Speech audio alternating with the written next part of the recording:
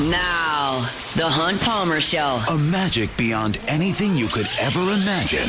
You are now listening to the Hunt Palmer Show. Brought to you by Sagrera Farms on 104.5 ESPN Baton Rouge. Locking down the middle of the day. You really think that's the best idea? Live from the Mercedes-Benz of Baton Rouge studio, this is Hunt Palmer. It's quite a piece of work.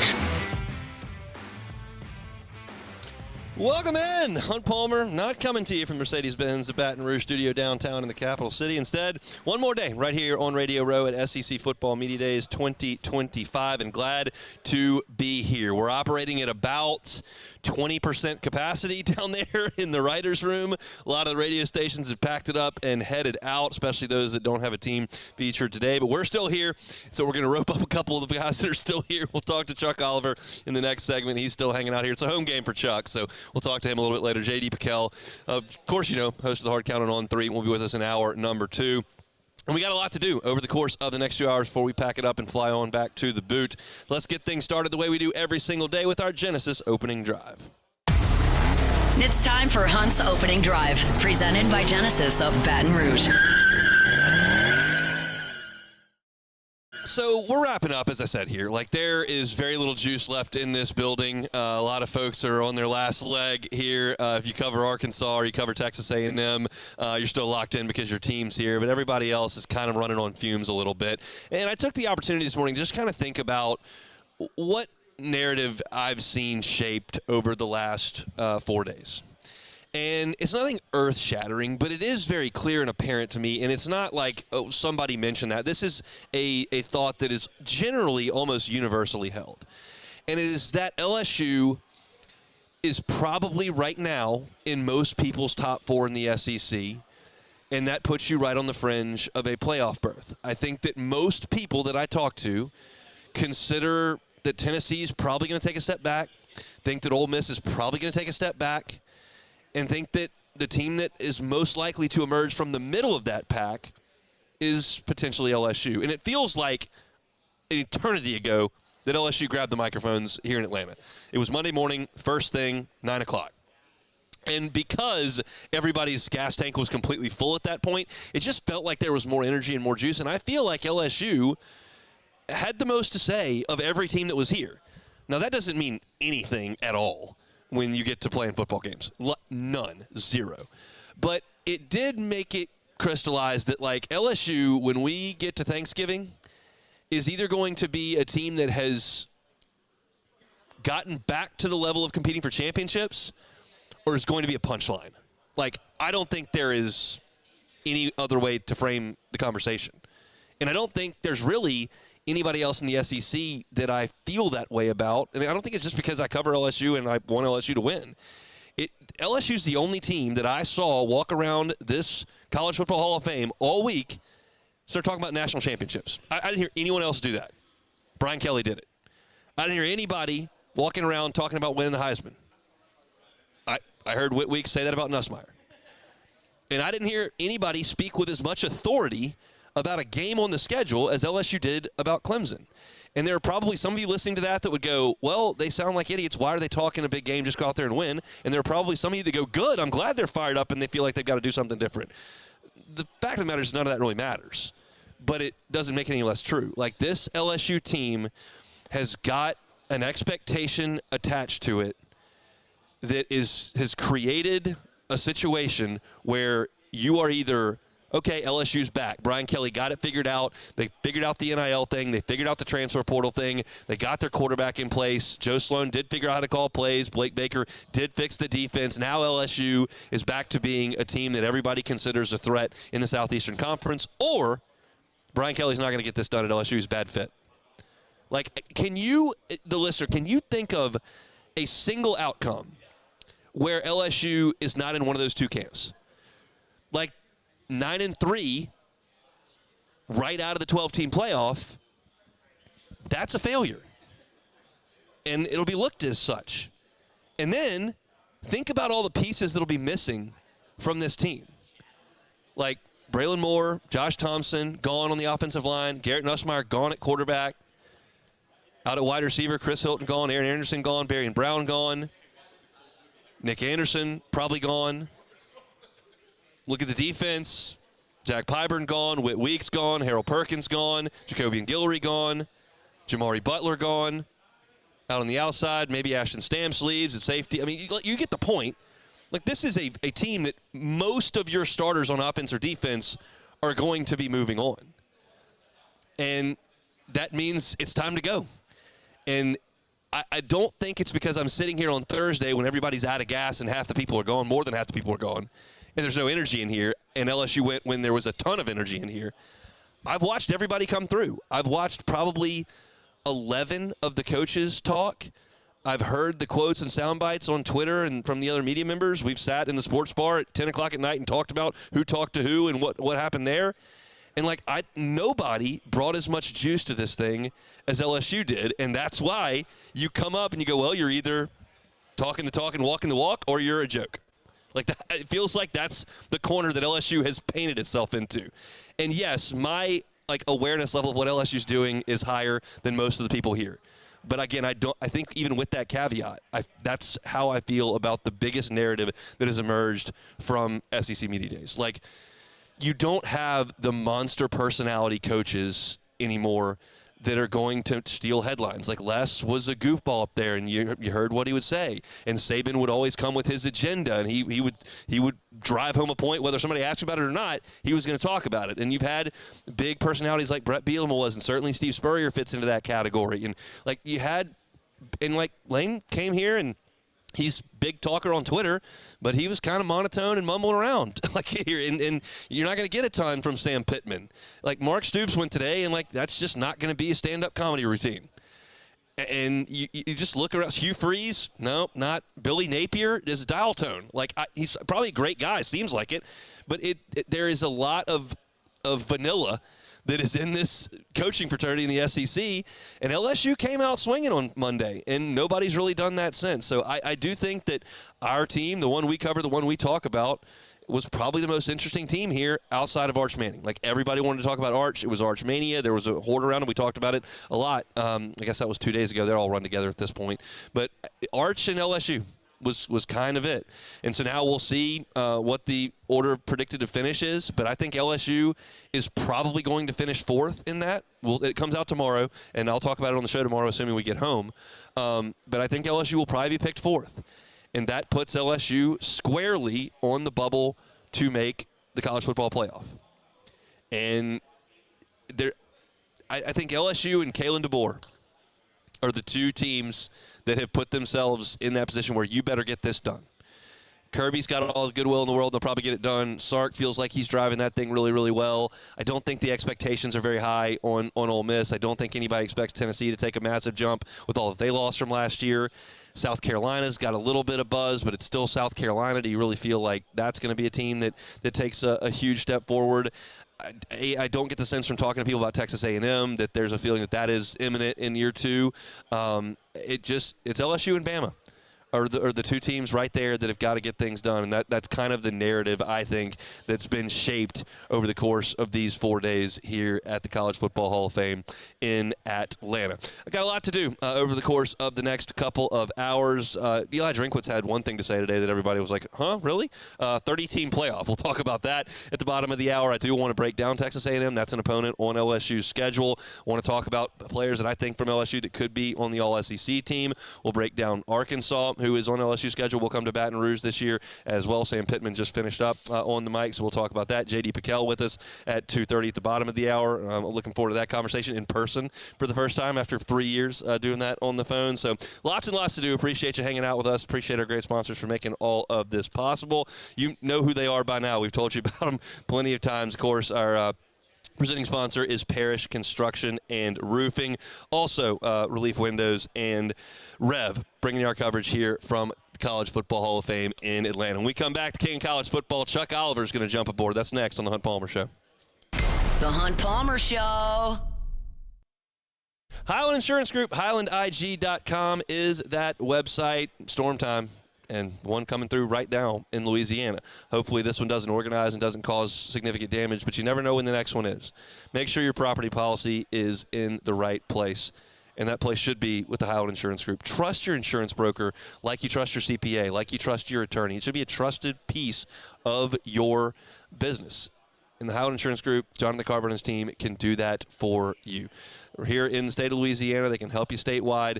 Make sure you've got your buildings valuated properly. Look at that wind and hail deductible. Look at the co-insurance potential penalties. All those things are very important, and they're beyond the premium.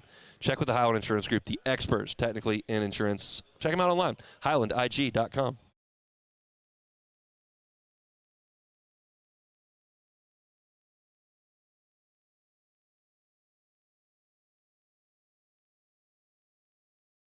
Bayou Chrysler Dodge Jeep Ram is taking $22,500 off MSRP on the brand new 2025 Ram 1500 Laramie with $22,500 off MSRP with a complimentary 7-year powertrain warranty that comes with all new Bayou Automotive vehicles. If you need sales or service, the crew at Bayou Automotive is going to do right by you. Parrish Construction and Roofing. This is Coach Kim Mulkey. Go to parrishbuilt.com for all of your roofing needs. From your hometown, parrishbuilt.com.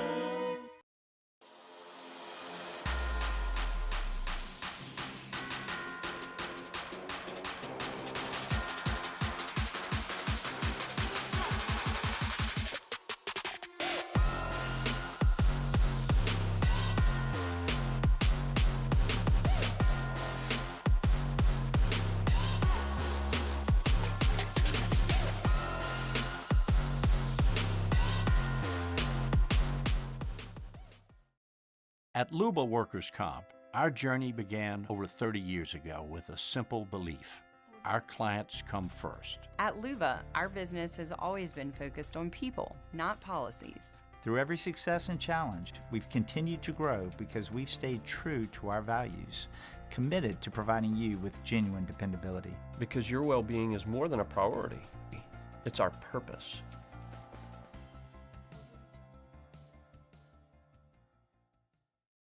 At Bayou Automotive, we believe in a sales process that puts you first. We want you to experience an easy purchase with clear pricing and great service. Let Bayou Ford and Bayou Chrysler Dodge Jeep Ram be your trusted partners in finding your perfect vehicle. The crew at Bayou Automotive is going to do right by you. ED, low T, or simply seeking to optimize your health and performance? Goodwood Men's Sexual Wellness offers a range of discreet services to address your specific needs. We empower men to reclaim their health and confidence. Visit yourgoodwood.com. At Sunshine, we know what you see when you look at your land. Where others may see dirt, you see the foundation you've built your life on. This, it's hallowed ground. It's past, present, and future. We're proud to provide quality John Deere equipment to help you maintain the land you love. Check out our current promotions and learn more about what it means to be powered by sunshine at sunequip.com. There it is, the extra mile, on the border of expected and extraordinary for those willing to go further, like vans customized for work or play, with safety and tech to keep you connected. Supported by a 5-star sales, service, and finance team. And backed by the 1-star you know. So go the extra mile. It's never crowded because so few have what it takes to go there. Mercedes-Benz Vans. Gulf Coast Office Products is a nationally recognized Savin office equipment dealer based right here in Louisiana. Over 100 employees strong, Gulf Coast has the boots on the ground to support all vertical markets from education, engineering, legal, and finance. With the latest in office technology from desktop to production segment units, Gulf Coast and Savin have the perfect fit for you. Call 225-756-2644. That's 756-2644 for Gulf Coast Office Products.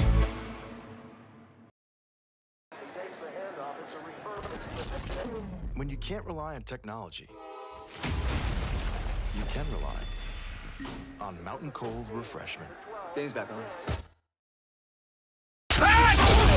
Live from the 2025 SEC Football Media Days, powered by Parrish Construction and Roofing. Enter now for your chance to win $10,000 cash at parrishbuilt.com. Our coverage is also presented by Rev and Relief Windows.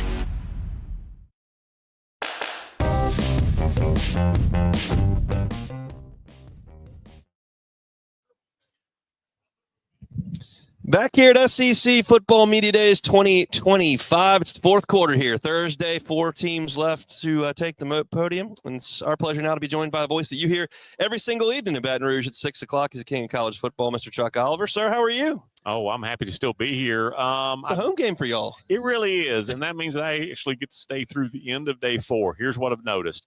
When it was in Hoover, I was kind of in the middle. Mm-hmm. Everybody had the same sort of experience, and we got used to going there. It was a standard expense. I think based strictly on so many folks covering their own expenses, when you do distance away from the middle of the conference, Atlanta, Dallas, whatever, if it's day 4 and your guy's already been here, you save the expense. You and the 3 or 4 other folks, you take off back to the ranch. And so I think that's why I bet you 20% of the radio stations have probably packed up because their guy was Monday, Tuesday, Wednesday. And that's fine. That's factual. And it is. I mean, and it's the vibes down there in that room this morning were real quiet. Felt kind of like church service. But I'm glad you said I live 4.5 miles from here. And so I got to see Eli come out and do Eli this. He did. So we won a 30-team playoff. How we feel about that? Eli just says some stuff sometimes. He does. Now, here's the great thing about him. If we go back in time, previous media days, you couldn't get away from quote machines. It was Phil Fulmer getting a subpoena in the lobby. It was Spurrier. It was Tuberville showing up a day early. It was James Franklin. It was like all of these guys you wanted to talk to.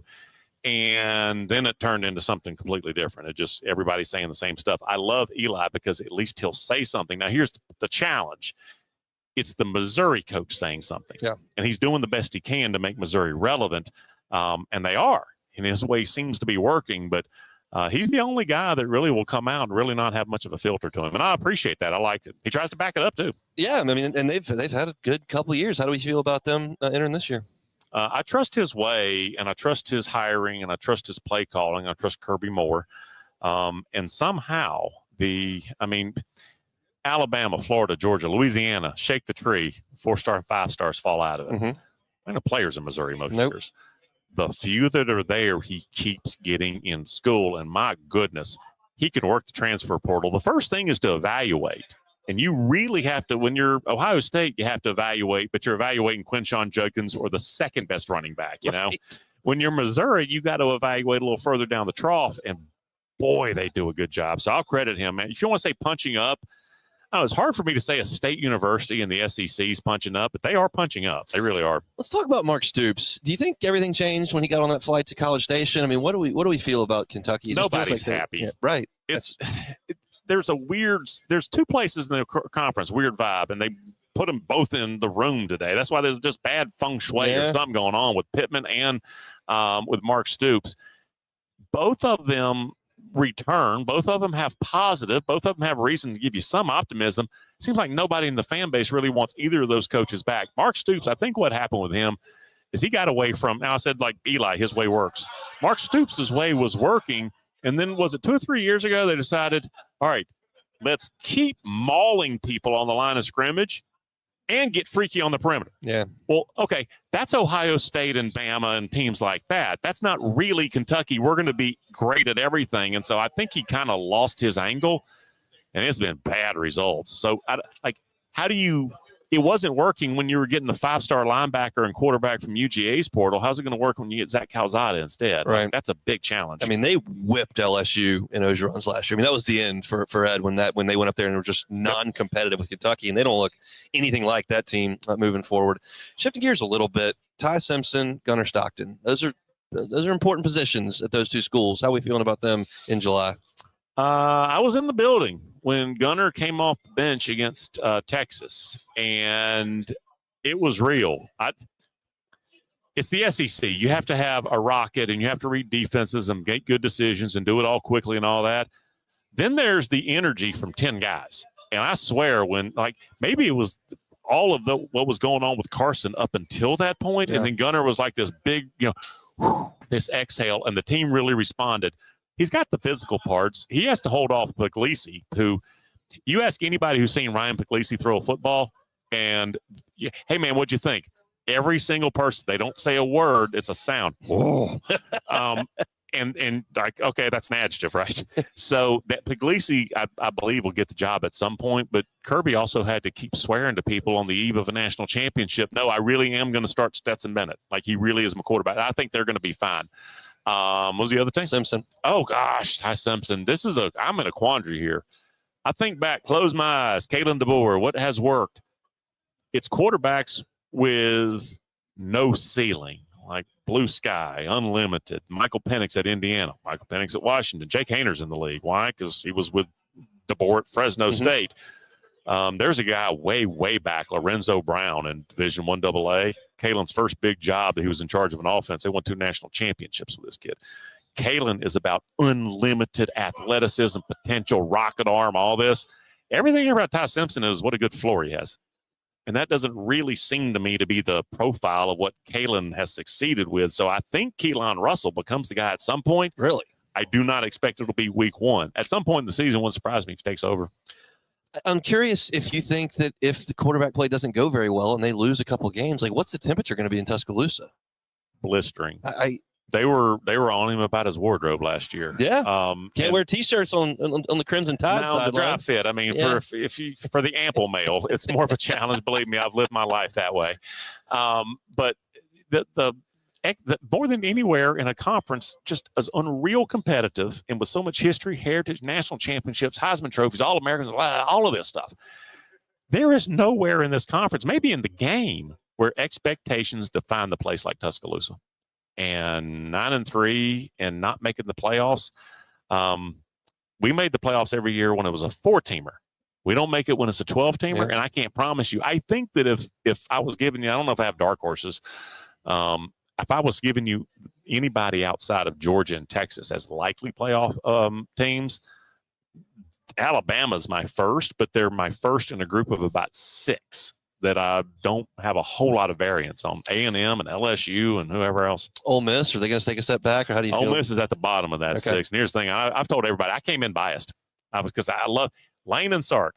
No matter what they do, even in bad seasons for their teams, those 2 guys get the quarterbacks right. Yes. And so I started with Austin Simmons, and I was, here's what I like about Ole Miss. Like Lane, like Austin Simmons. And then I started overlooking the offensive line because I don't know yet. I need to see it. I like Caden Lee. Caden Lee is not Trey Harris.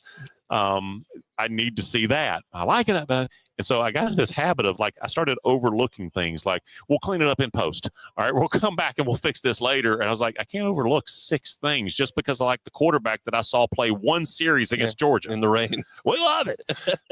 So I was like, I'm probably going to have to throttle down on the Rebels a little bit. But they're in that 6, but they're near the bottom. They're right above Tennessee. And LSU's in that 6. Feels like a month ago they were here, but they were. And I felt like there was a lot of juice. Maybe that was because it was Monday morning. But how do you feel about BK? The expectations are through the roof in Baton Rouge. Okay. It doesn't really matter what he says. He could have skipped media days or gone chest out. We're going to go 12-0. I see he's getting lauded for embracing the challenge, and he's really emphasizing the opener against Clemson. I've talked about that myself. LSU fans don't care what he says at this point. That's another place, like very specific expectations stated, like verbal expectations, national championship.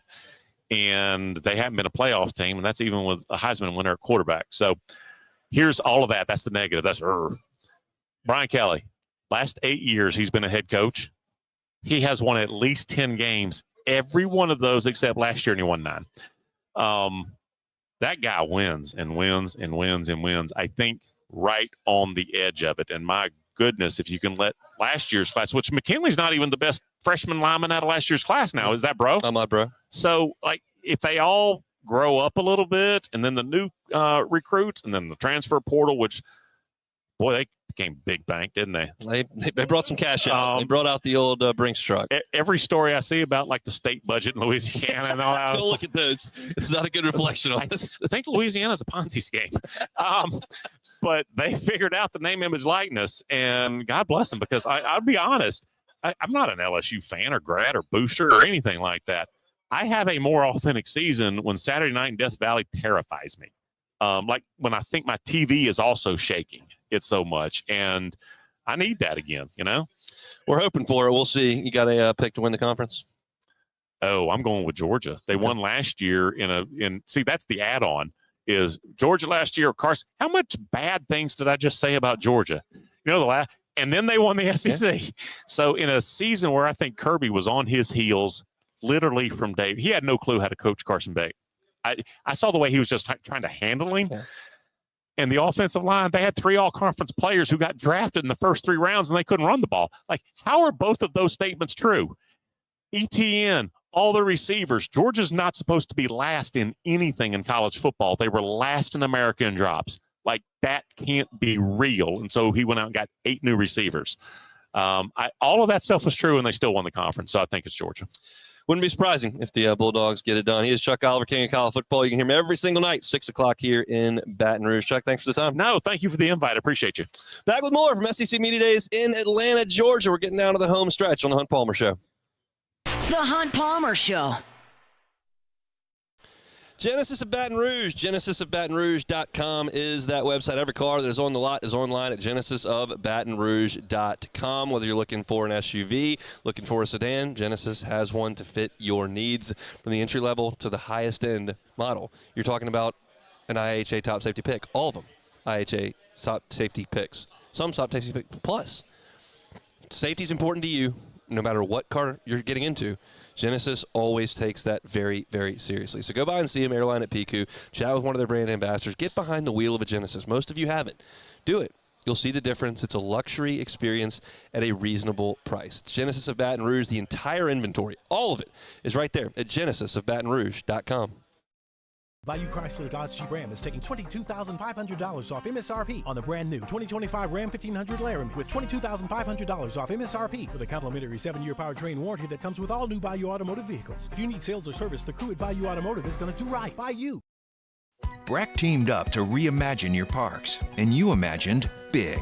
With your help, we went to work creating 12 beautiful community parks across the parish. A family-sized water park, miles and miles of trails, and parks just for your dogs. There are more places to splash, to explore, to run wild, and even soar. You imagined, we delivered. Gold. Breck, your #1 park system in the nation. When it comes to industrial construction, River Parish Contractors can do it all. Mechanical, structural, custom fabrication, specialized welding, and turnaround services. Strategically located in between Baton Rouge and New Orleans, we have the local team with the experience and commitment to safety to manage the most complex industrial projects. Period. Here's the deal. Partnering with us means your project is delivered on time, on budget, and most important, safely. River Parish Contractors, let's get building. At Sunshine, we know what you see when you look at your land. Where others may see dirt, you see the foundation you've built your life on. This, it's hallowed ground. It's past, present, and future. We're proud to provide quality John Deere equipment to help you maintain the land you love.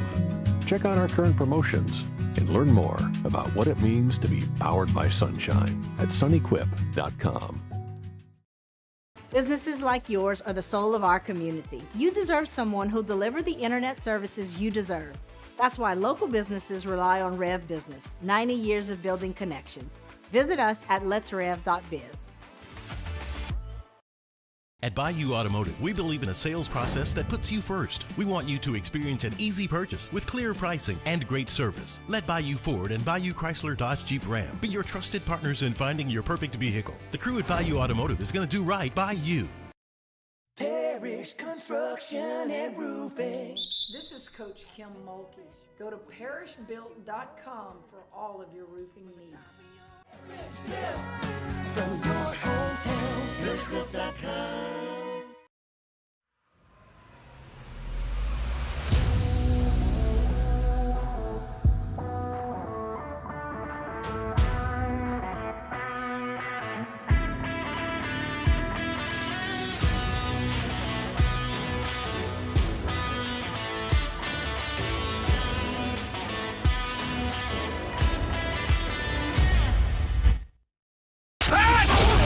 Live from the 2025 SEC Football Media Days, powered by Parish Construction and Roofing. Enter now for your chance to win $10,000 cash at parishbuilt.com. Our coverage is also presented by Rev and Relief Windows.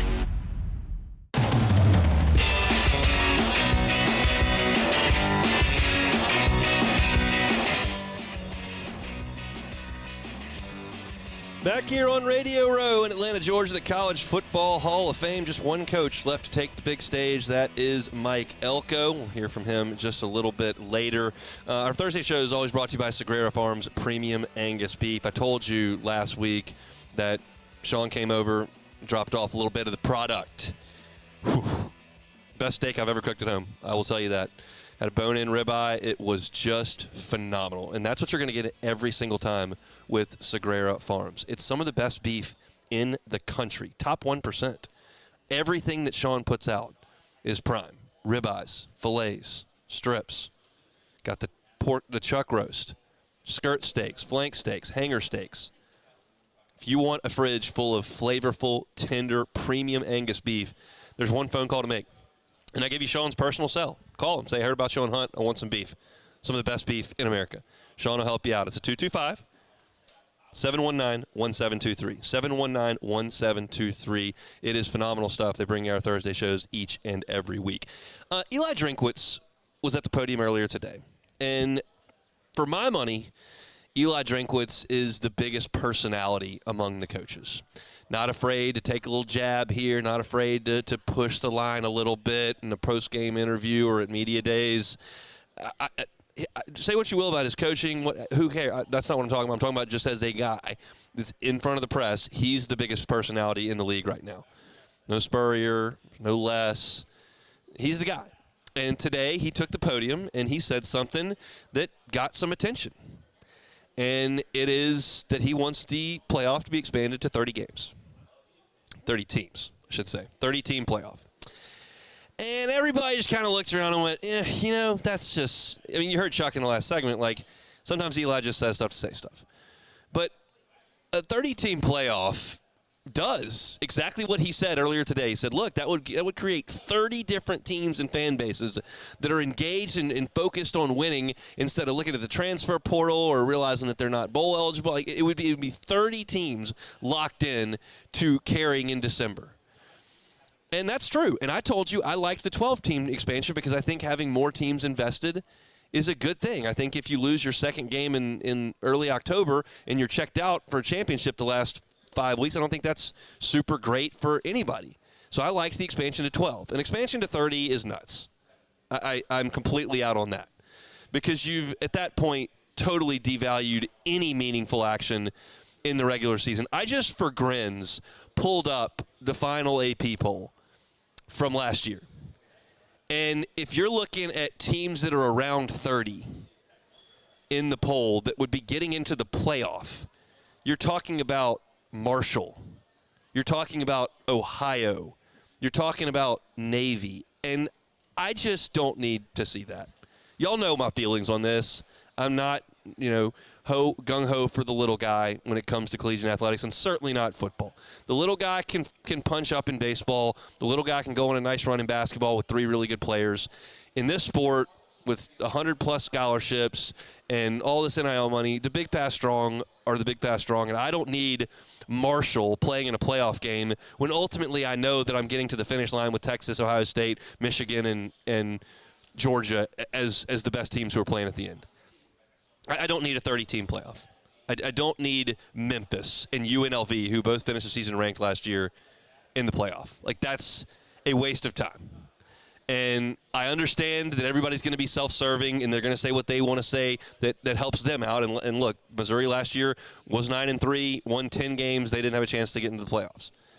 The year prior to that, they won 11 games, but it was a 14 playoff. They didn't get into the playoff. And so Eli Drinkwitz is sitting there going, look, I've had 2 great seasons, and I don't even get a chance. That's not great. Let's expand to 30. And I understand that he's here to look after his own interest, but I'm not going to take that seriously because you got to have something on the line when you're playing these games in October and November. And if you get out to, a 9-1 start, like, what do the last 2 weeks even matter? You're in the playoff. I'm completely out on a 30-team playoff for Coach Drinkwitz. I know that it's talking season and that it's just trying to plant a seed somewhere, but it just, to me, doesn't make a whole lot of sense. As far as Missouri goes, you heard me just say that. Some of you may not realize, but, I mean, Missouri's won 21 games the last 2 years. 21. That's a lot. That's 10.5 a year. 11 a couple years ago, and then a 10 spot last year. And you probably didn't pay much attention to Missouri's 10-win season last year because, one, they didn't play LSU, and two, they didn't win any big games. Like, you look at their wins, Murray State, Buffalo, Boston College by 6, double overtime over Vanderbilt, UMass. They went to Auburn and played that ridiculous game where Auburn just choked it away. And then they beat Oklahoma, who was not good. They beat Mississippi State. They beat Arkansas. That's the bottom of the league. And then whenever they stepped up in class to play the teams that had a pulse last year, they played Texas A&M and College Station, and they lost 41-10. They let Connor Wigman go nuts. He got benched, and they went nuts on Missouri. They played at Alabama. How'd that go? Well, they lost 34-0. 34-0. They played at South Carolina, who was playing really well at the end of the season. Well, how'd that go? Well, they lost. So every time they stepped up in class, they lost. But they didn't play Georgia. They didn't play Texas. They didn't play LSU. They did not play Ole Miss. Like, their schedule is just remarkably light. So you look at them again this year, and I'll start rolling through the schedule here. Central Arkansas at home, Kansas, ULL, South Carolina, UMass. It's September 27th. They hadn't played a road game yet. Those are all at home. Then they play Alabama at home. And after that, it's at Auburn, at Vanderbilt. You got Texas A&M, Mississippi State, at Oklahoma, at Arkansas. Like, I don't know if Missouri is going to be any good or not this year. I don't even know if Missouri was good last year, and they won 10 games. And my inclination is to look at Missouri and go, well, they weren't any good. Like, that's what I want to say when I look at what they did when they stepped up in class. I'm not going to give you a ton of credit for beating Buffalo, Boston College, Vanderbilt in double overtime, and whatever was left of Mississippi State and Arkansas at the end of the season. That's just not real inspiring. But it's coming right back at them again this year. I don't think I've ever seen a college football schedule that started with 6 straight home games. And not to mention, there's 6 straight home games, and the first 5 are pretty dadgum winnable. So Eli Drinkwitz has charmed somebody in that SEC office to get Georgia and Texas, who everybody thinks are the best 2 teams in the league, off the schedule. And then Ole Miss, who everybody thought was a contender last year, not on the schedule. Tennessee was a playoff team last year, not on the schedule. Everybody's dream darling this year is outside of Georgia and Texas is LSU. They're not on the schedule. And then if you look at who's going to be picked at the bottom of the league, outside of Kentucky, they play them. Not anybody thinks anything of Arkansas. They're on the schedule. Nobody thinks anything of Mississippi State. They're on the schedule. Despite what people may tell you, nobody thinks anything of Vanderbilt. Is Auburn going to get out neutral? They won 5 games last year. They're on the schedule. It's just it's a charmed schedule for Missouri. So if you're going to look for a dark horse playoff team, if you want to put a few bucks down on somebody to make the playoff that nobody's talking about so you can get long odds on, well, hell, if Missouri somehow can beat South Carolina at home, they're probably a playoff team because they're not going to beat Alabama, but after that, I don't know of anybody that they can't beat. They got to replace Luther Burden, and you look at their offensive line. You've got 3 starters missing from that. You're overhauling running back. And you got Bo Pribula coming in at quarterback who transferred from Penn State because he wasn't going to play there. It's such a light schedule, and I'm surprised that did not come up when Eli Drinkwitz was on the podium today. I know that he's the one coach that might give you a snarky comeback to that if you asked him about the schedule being somewhat light. He certainly wouldn't embrace that, and but I think there's a possibility that he might snip back at that. But it's not debatable. I mean, look at when the order of finish comes out tomorrow and just highlight Missouri's opponents, and you're going to be way down on the bottom where you're doing the highlighting. Those are the teams that they play. So it's just one of those deals where they've caught some good fortune. I think he's done a pretty good job of recruiting that roster. They're never going to get a ton of 5 stars. When Luther Burden shows up in St. Louis, you got to go get him, and they did, and he turned him into a high draft pick who was really productive in college. but most of the time you're going to be dealing with mid-level transfers and mid-level high school recruits.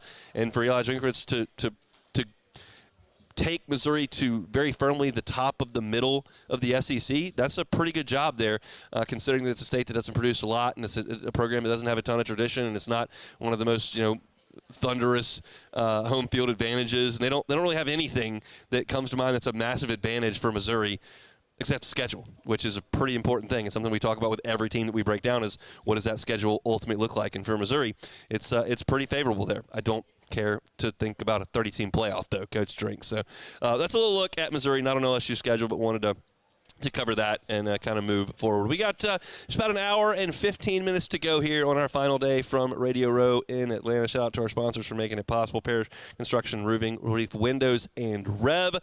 Still got a lot to do in the second hour. We're going to chat about who I think may be on the all-conference team from LSU, and that's released by the media. Going to talk a little bit about Arkansas, who LSU will play. They just took their turn in the big room just a minute ago, and then JD Pel from On 3 Sports is going to be with us at the bottom of hour 2. So lots and lots to do. Don't go anywhere. It's a Thursday edition of the Hunt Palmer Show. The Hunt Palmer Show.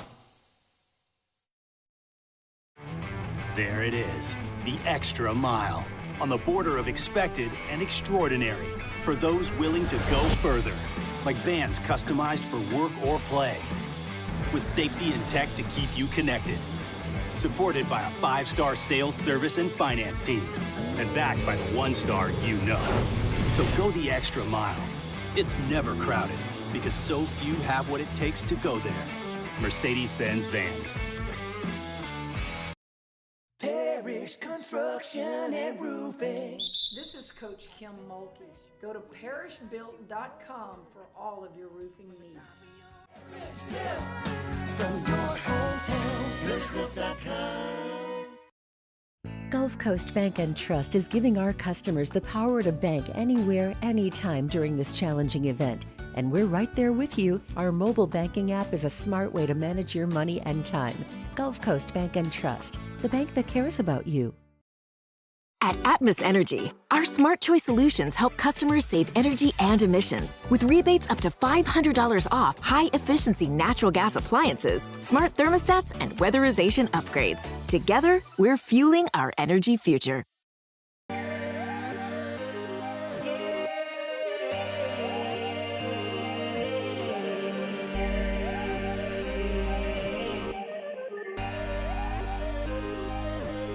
You gotta believe, dream, believe, you gotta believe, dream, believe, you gotta believe, whole team on wild. Man, age is just a number. Don't let it dictate how you feel. Goodwood Men's Sexual Wellness has anti-aging services that can help you look and feel your best. Visit yourgoodwood.com and discover a renewed sense of vitality. At Luba Workers' Comp, our journey began over 30 years ago with a simple belief: our clients come first. At Luba, our business has always been focused on people, not policies. Through every success and challenge, we've continued to grow because we've stayed true to our values, committed to providing you with genuine dependability. Because your well-being is more than a priority. It's our purpose.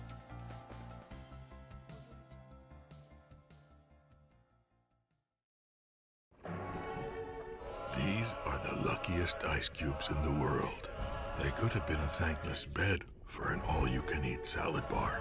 But instead, they've been called upon to cradle and cool a crisp, refreshing Dos Equis. Looks like the lucky just got luckier. Dos Equis. Breck teamed up to reimagine your parks, and you imagined big. With your help, we went to work, creating 12 beautiful community parks across the parish. A family-sized water park, miles and miles of trails, and parks just for your dogs.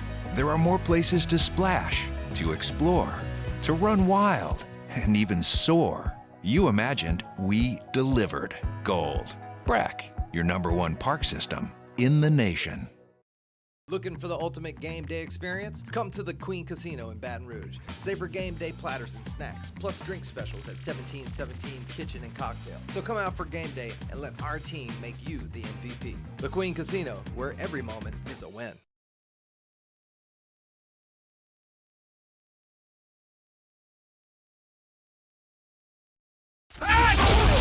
Live from the 2025 SEC Football Media Days, powered by Parish Construction and Roofing. Enter now for your chance to win $10,000 cash at parishbuilt.com. Our coverage is also presented by Rev and Relief Windows.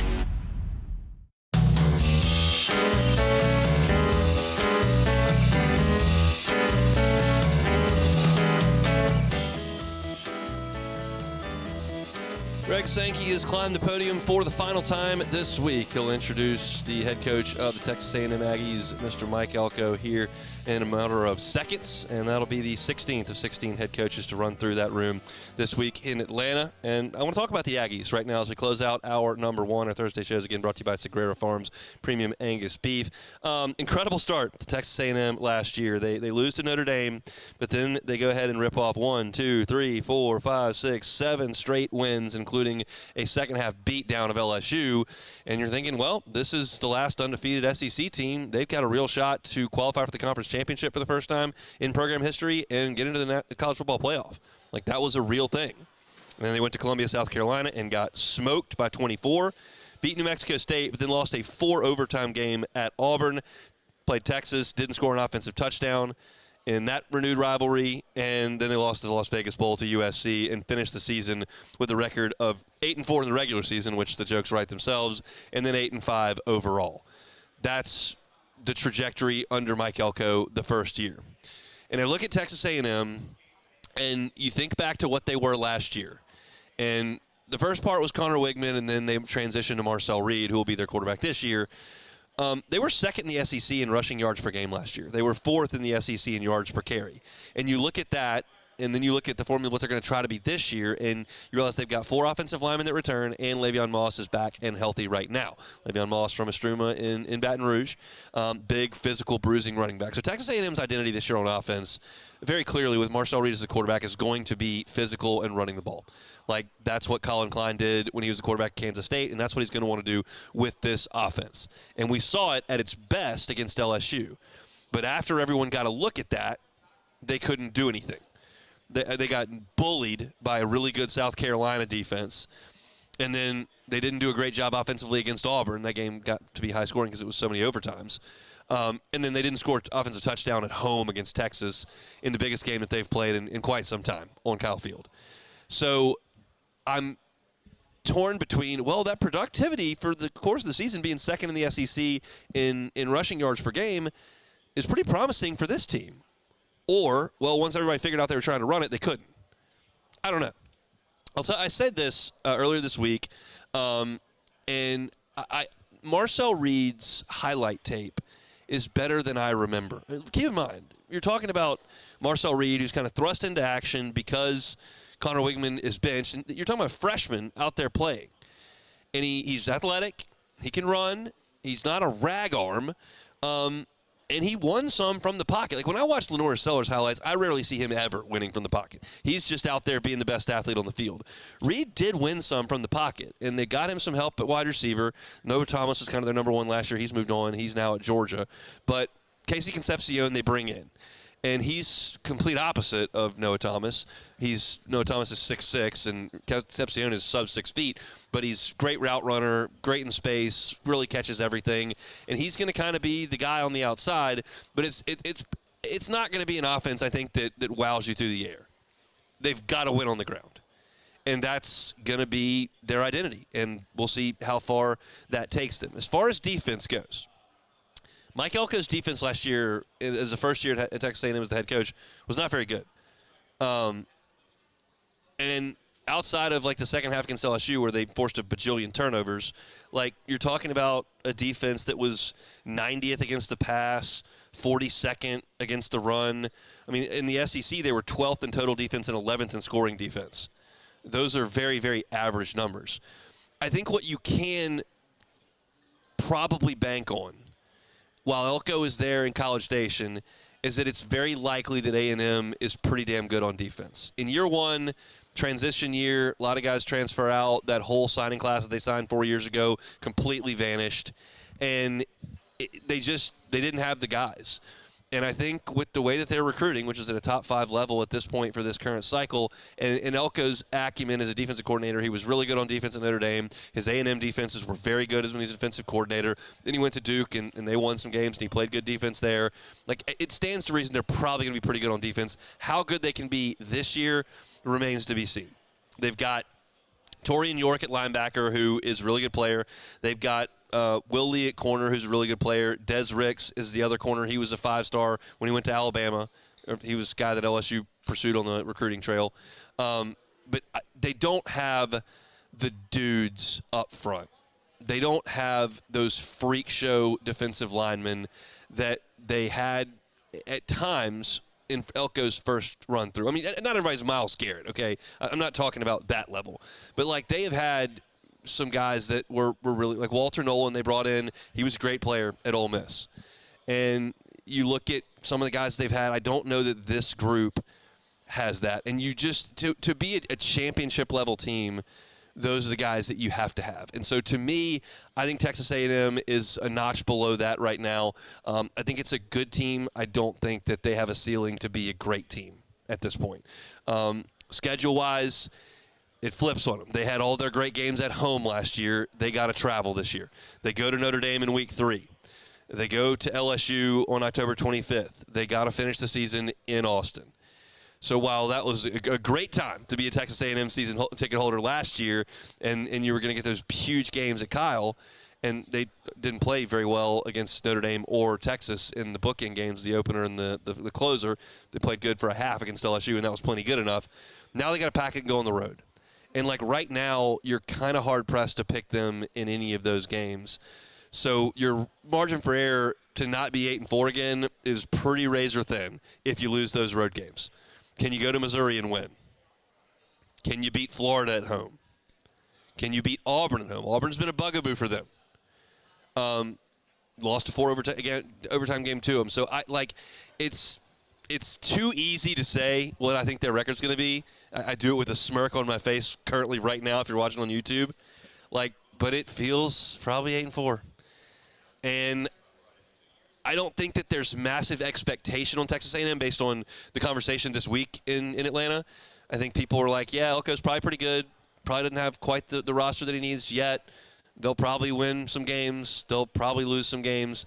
And then it shakes out, and there you are, you're 8-4, and you're back in the Las Vegas Bowl, or you're over in the Belk Bowl or the Liberty Bowl or the Music City Bowl. That's kind of where A&M's lived. And they're one of those teams, like Ole Miss, like LSU, probably like Auburn, although Auburn was rung down. They're in that group in the middle of the SEC trying to take a jump. And right now the feeling around here is that LSU is the more likely team to do that, and A&M's probably stuck in neutral for another year. Like, y'all know my feelings on Texas A&M. Y'all know I don't want them to win. That is rooted in the fact that LSU generally plays Texas A&M, and I do find them to be a potential threat. So I want to keep them in neutral or in reverse as long as possible. This feels like a year that they will stay in neutral, but I think Mike Elko's a pretty good coach. When I hear him talk, I think, okay, I don't think that about Michael Early, their baseball coach. I think he's way over his head. When I hear Elko talk and the way that he speaks and then his pedigree as a defensive mind and then the way that they're recruiting, it feels to me like he's got a chance to turn a corner. I don't think it's this year. That's my opinion on it. I would pick Texas A&M 8-4, somewhere around 6th or 7th in the league, a mid-tier bowl game, and that's kind of where they've been. So that's my 2 cents on the Aggies. All right, we're brought to you every Thursday by Sagrera Farms Premium Angus Beef. Some of the best beef in the country is just outside Baton Rouge. If you want a freezer full of flavorful, tender beef, all the cuts, ribeyes, fillets, strips, skirts, flanks, hangers, chuck, all those. Sean Segura's got them, and they are as good gets. Prime all the time. It's a 3-year process, every single animal. They're raised on grass, finished on grain, dry aged 45 days. It's an incredible product every single time. The consistency is just as impressive as the quality there at Sagrera Farm. So reach out to Sean and get that freezer filled with beef. It's still summertime, and pretty soon it's going to be fall. You're going to want to throw a steak on the grill to watch the Tigers play. Do it with Sagrera Farms Premium Angus Beef. We're here on Radio Row. That is always brought to you by our great sponsors. That is Parish Construction and Roofing, Rev, and Relief Windows. And we still have a lot to do here over the final hour of my show. We got to catch a flight here this afternoon, but we still got an hour to go here, and we got plenty to talk about. I want to talk about the Hogs for sure. JD Pel is going to join us at the bottom of hour number 2. But when we come back after SportsCenter, I want to spend some time talking about the All-SEC team and who I expect that LSU will put on that All-SEC team, and who I think some of the off-the-radar guys that won't be on the preseason SEC team, but that I think have a chance to really surge and be a potential All-SEC pick when December rolls around. I think that discussion is going to be a pretty interesting one, and I'm bullish on a couple of guys for different reasons that we'll get into over the course of the next 20 minutes or so after we break for SportsCenter. If you missed any of our show today, and really any of our content all week, it's been an awesome week here on Radio Row. If you missed any of that content, go check it out on demand. Wherever you find your sound, search Hunt Palmer Show, like, subscribe, rate, and review. Get our content in front of as many folks as we possibly can. We certainly appreciate that. We'll pause for SportsCenter, get some national headlines, and back with our The Hunt Palmer Show. The Hunt Palmer Show. Family owned and community driven. Service Chevrolet Cadillac, a legacy you can trust since 1972.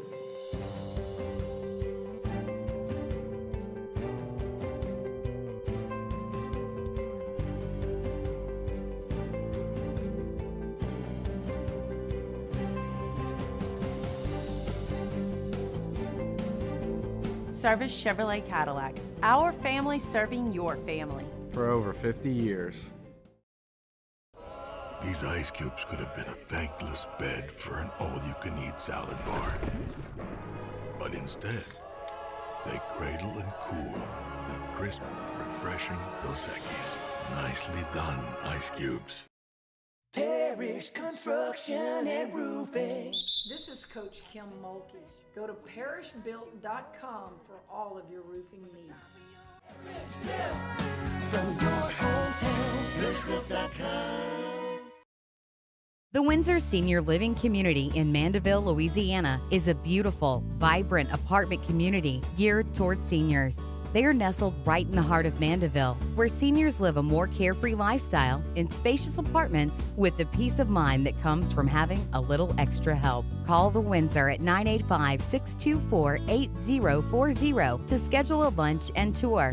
Come see how the Windsor can be your passport to peace of mind. At Ochsner, we know healing is a team sport. That's why we've partnered with world-renowned orthopedic surgeon Dr. James Andrews to create the Ochsner Andrews Orthopedics and Sports Medicine Institute. Whether you're a professional athlete or a weekend warrior, our team of specialists are dedicated to getting you back in the game. So whatever your reasons are for reaching your personal best, we've only got one. You. Ochsner Andrews Institute. Long live you. At Luba Workers' Comp, our journey began over 30 years ago with a simple belief.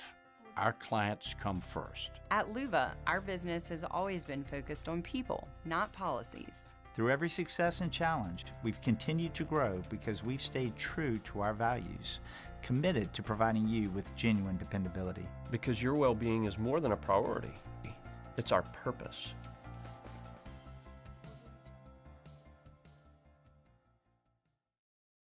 Businesses like yours are the soul of our community. You deserve someone who'll deliver the internet services you deserve.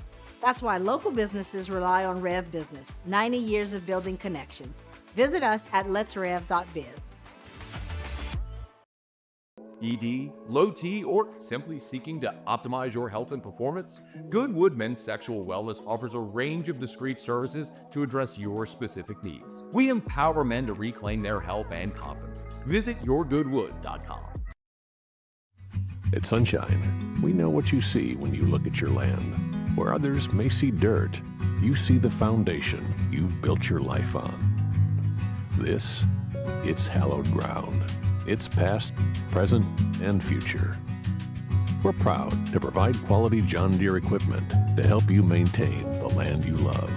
Check out our current promotions and learn more about what it means to be powered by sunshine at sunequip.com.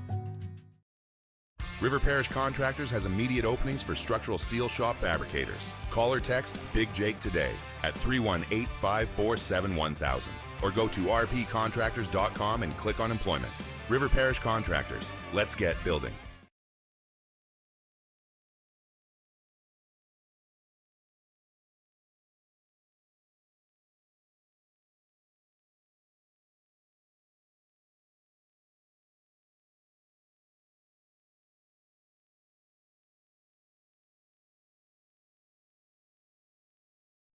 Sports Center. I'm Christine Lisi. Chiefs receiver Rashee Rice sentenced to 30 days of jail time and 5 years probation for his role in a multi-car crash last year in Dallas, which left multiple people injured. The NFL can now expedite its disciplinary process of Rice, who will likely get a multi-game suspension at some point this upcoming season. One more night off before Major League Baseball returns from its All-Star break. Among the 15 games on tomorrow's schedule, Dodgers hosting the Brewers. LA's lost 7 straight, but do not worry about the defending World Series champs and NL West Division leaders, says ESPN MLB insider Jeff Passan. Good teams lose 7 games in a row. It happens. And the scary part is the Dodgers are getting better. Shohei Ohtani building back up and has been incredible on the mound. Tyler Glasnow off the injured list, back into the rotation. Blake Snell right now doing minor league rehab outings. Milwaukee is 31-12 since June 1st. Scotty Scheffler won off the lead at the Open Championship, golf's oldest major. Indiana Fever star Caitlin Clark won't take part in this weekend's WNBA All-Star events. She's dealt with injury issues much of this season. Giving you program, brother. Hey, it's Evan Cohen coming up Friday. It's WNBA All-Star Weekend with Caitlin Clark banged up. Should she skip the game for her team's benefit? It's on Sportsmanlike 6 a.m. Eastern right here on ESPN Radio, ESPN2, and ESPNU.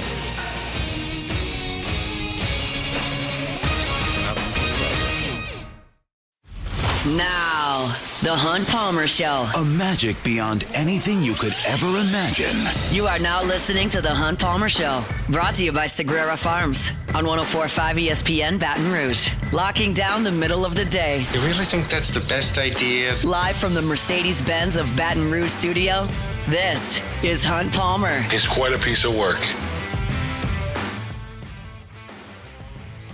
Last hour of the week for me from Radio Row here in the College Football Hall of Fame, Atlanta, Georgia, SEC Football Media Days 2025 coming to an end. Mike Elko will take a few more questions in the main room, and that will be it here from the ATL. But we got a lot to do over the last hour. JD Pel is going to join us in 30 minutes talking some ball as we do every week during the football season. We're going to do it in person this time around coming up at 2:30. Appreciate you hanging out with us here. Our Thursday show is brought to you by Sagrera Farms Premium Angus Beef.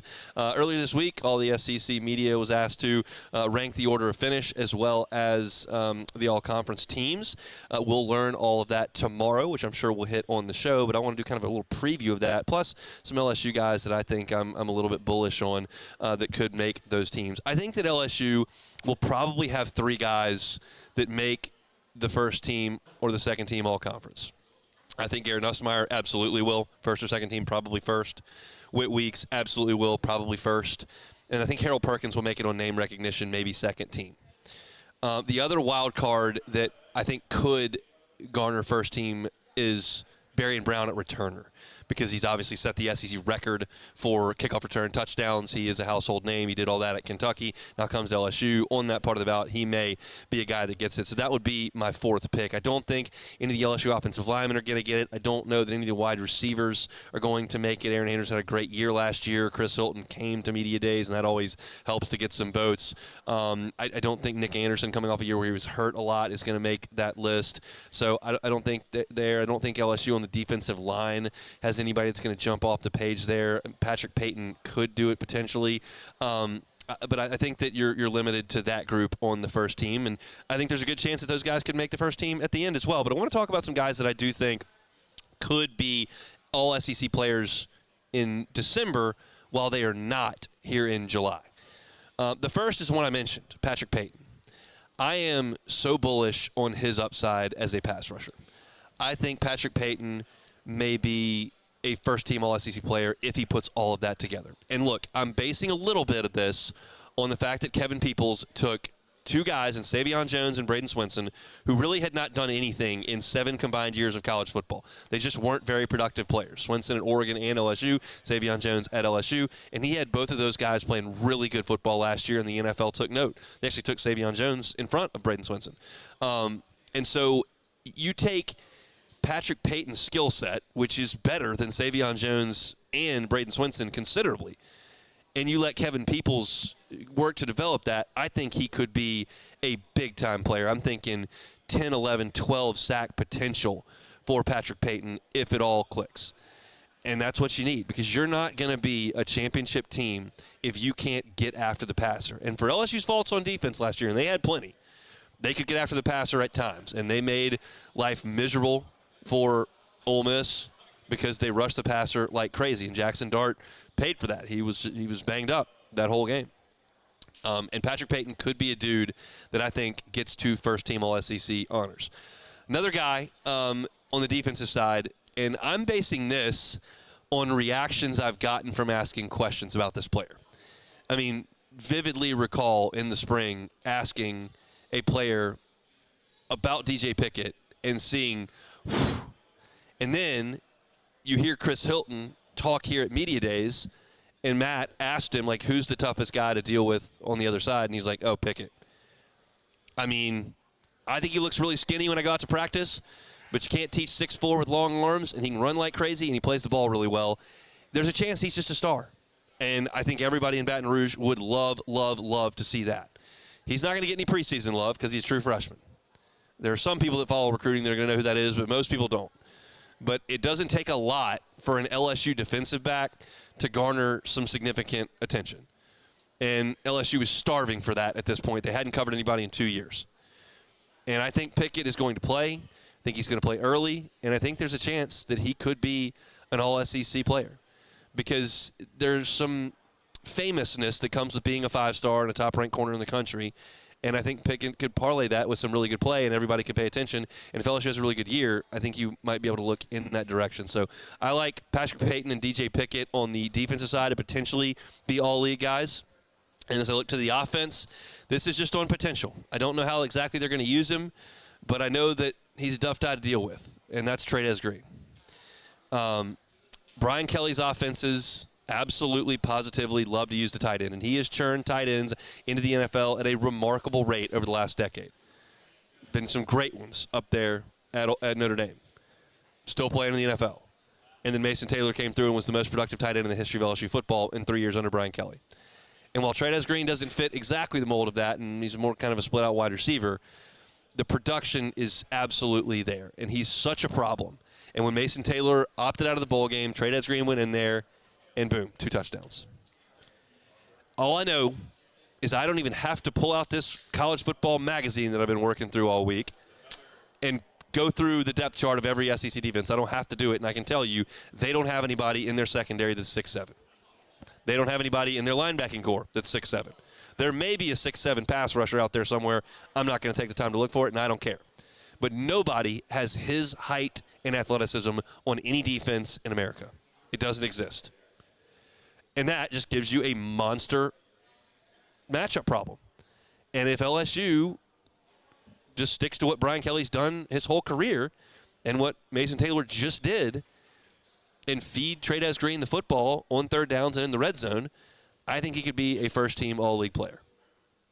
4 or 5-star, depending on what you were looking at, what service you were using. Lightly used last year, trying to put on weight, learning to block. One of the things I like to hear about Trey'Dez Green is that he was not a good blocker last year, but he was a willing blocker. He was trying to get better. And he's putting on more weight, and he ditched the basketball thing. That's just all that's going to do is take you off the football field, and you're going to lose weight playing basketball, is what it is. Basketball players lose weight every year. But he puts weight on, continues to be a willing blocker, and I think you can use him more often. Bauer Sharp's going to get his. He's going to have his turn. And he's got a role, and he's more physical right now than Trey'Dez is, and he's probably a better blocker right now than Trey'Dez is, but he's also going to be out there because he can catch the ball and run a little bit as well. But Trey'Dez is going to get an opportunity to put up some big numbers, and I think there's a real chance he could be a first-team all-league player when the dust settles. So, again, like for me, Nussmeier, Weeks, Perkins, maybe Berry and Brown, or Xavier Thomas even at kick returner on the first team, but guys that I'm thinking that could potentially come from off the radar and blossom into something really special that could be a first team. Patrick Payton on the edge, DJ Pickett at corner, Trey'Dez Green at tight end. Give me those three guys as potential. Not July first teamers, but maybe a December first team All-SEC selection for those guys. A little LSU football there to kick off hour number 2, our final hour of the week here from Radio Row in the College Football Hall of Fame. JD Pel is going to be with us here in about 20 minutes from right now. We'll step aside and we will come back, talk a little bit about the Hogs. Sam Pittman was at the podium just a little bit ago. LSU does play Arkansas in Tiger Stadium later on this fall, so we'll talk about Arkansas when we come back. The Hunt Palmer Show. One Bath and Closets. OneBathAndClosets.com is the website. David Duvall and his team, 30 years redesigning and remodeling bathrooms and closets. Look, you don't have to move to improve your closet situation, your bathroom situation. If you've got some issues, whether it's something that's malfunctioning or something that's just old and dated and you want to update it, let David Duvall and his team come in and handle it. It's such a seamless process. You work with David from start to finish. I love telling you about local companies where you're going to be involved with the owner. They're going to take pride in what they do, and David does. He told me the first time we ever sat down, like, I don't do things the quick way to get the check and move on to the next job. I do things the right way and leave the competition behind. That's what David Duvall is going to promise you. So if you want a custom closet, you want a tub-to-shower conversion, you want an entirely new bathroom from the vanity to the floors all the way through the tub and shower, David can do that as well. Check out his great work online. See those pictures. Check out the reviews from satisfied clients. And then start with that free consultation. That part doesn't cost you a cent. It's David Duvall and One Bath and Closets. Check him out online, onebathandclosets.com. Men, age is just a number. Don't let it dictate how you feel. Goodwood Men's Sexual Wellness has anti-aging services that can help you look and feel your best. Visit yourgoodwood.com and discover a renewed sense of vitality. Baton Rouge's home for real rock. It's Eagle 98.1. Foo Fighters. Led Zeppelin. AC/DC. Pearl Jam. And the flagship home for LSU sports. Take us anywhere with the Eagle 98.1 app. Eagle 98.1 is the rock station. There it is, the extra mile, on the border of expected and extraordinary for those willing to go further, like vans customized for work or play, with safety and tech to keep you connected, supported by a 5-star sales, service, and finance team, and backed by the 1-star you know. So go the extra mile. It's never crowded, because so few have what it takes to go there. Mercedes-Benz Vans. Gulf Coast Office Products is a nationally recognized Savin office equipment dealer based right here in Louisiana. Over 100 employees strong, Gulf Coast has the boots on the ground to support all vertical markets, from education, engineering, legal, and finance. With the latest in office technology, from desktop to production segment units, Gulf Coast and Savin have the perfect fit for you. Call 225-756-2644. That's 756-2644 for Gulf Coast Office Products. At Luba Workers' Comp, our journey began over 30 years ago with a simple belief: our clients come first. At Luba, our business has always been focused on people, not policies. Through every success and challenge, we've continued to grow because we've stayed true to our values, committed to providing you with genuine dependability. Because your well-being is more than a priority. It's our purpose.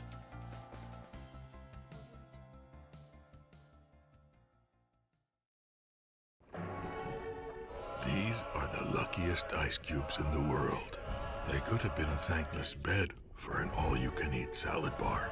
But instead, they've been called upon to cradle and cool a crisp, refreshing Dos Equis. Looks like the lucky just got luckier. Dos Equis.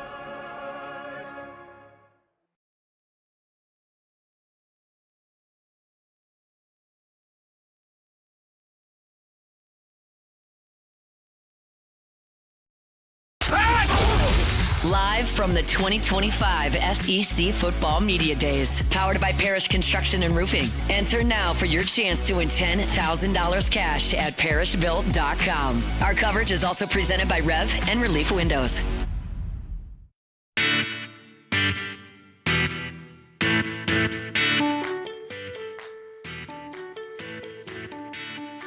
Mike Elko walks off the stage, and just like that, every single coach has passed through the big room here over the course of the 2025 SEC Football Media Days. SEC Network set is still up and running. I think Feinbaum will probably be there this evening, and they generally look and see who the last print writer standing is in the big room. Will not be me. We'll be out of here by that time, but we've got a little bit to go here on this final edition of the Hunt Palmer Show from SEC Football Media Days. Matt has a show coming up from 3 to 6 on AFR. That'll be from here as well. I want to talk about Arkansas, last team that I have not mentioned on the show this week, and a team that is making the rounds today, and a team that is going to be on LSU's schedule this year. And this shocked me. It really did. It shocked me when I was doing my research on Arkansas. They were 10th in the country in total offense last year. 10th in the country. I would have thought they had a better chance to be 10th in the conference. But with Taylor Green, Bobby Petrino, they were 10th in the country in total offense. Now, I looked a little bit deeply into that, and anybody who has a really good offense is going to beat up on some bad teams. Like, that's not unique to Arkansas. But they had 70 points and 687 yards on Arkansas Pine Bluff. They rolled up 673 yards on Mississippi State. They played Texas Tech and had 559 yards. Not a great Texas Tech team.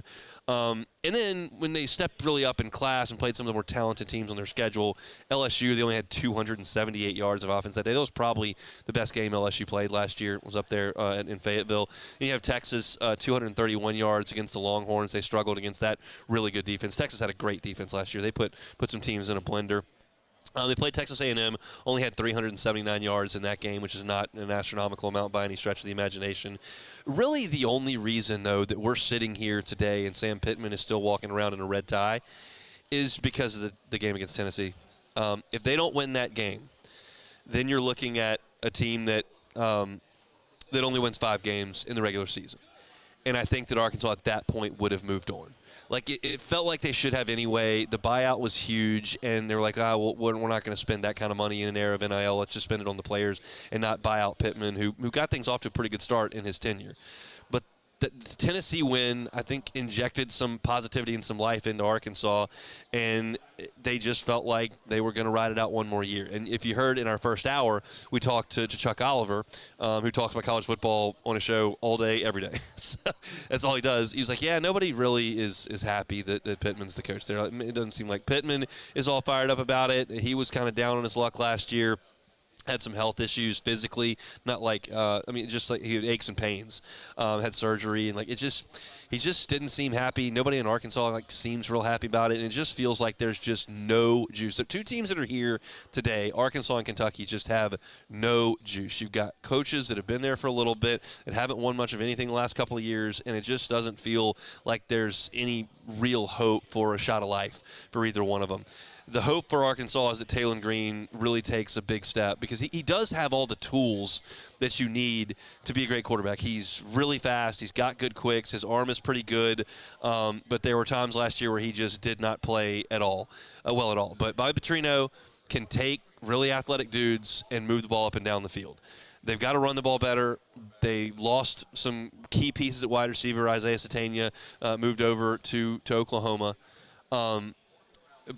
And their offensive line has got to be way better. It was terrible last year, and they have only one starter back from it, so maybe that's a good thing. You look at their offensive line and you go, well, they don't have any starters back. Well, all the starters they had last year were terrible, so you don't want those guys out there. They made life really tough on Taylor Green. They could not run the ball the way that they wanted to. Rocket Sanders had moved on to South Carolina. They've got to run the ball better to help Taylor Green because they're not going to be a high percentage passing team. That's not Taylor Green's MO. He can make some big plays in the passing game, especially when he extends plays running around, but he's not going to be efficient, dotting the ball all over the field, just moving the chain steadily, kind of like Garrett Nussmeier does. That's just not what he's going to do.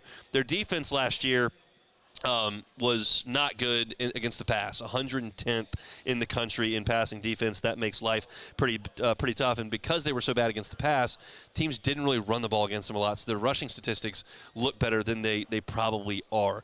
But this is a team that returns 3 starters on defense, 3 starters on offense. They've had a lot of guys transfer out. There's just not a lot of juice behind Arkansas.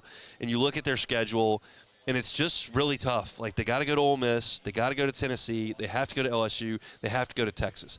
That's 4 games right there on the road that I just don't think they can win. So the question is, what can you do at home? I don't think they're going to beat Notre Dame.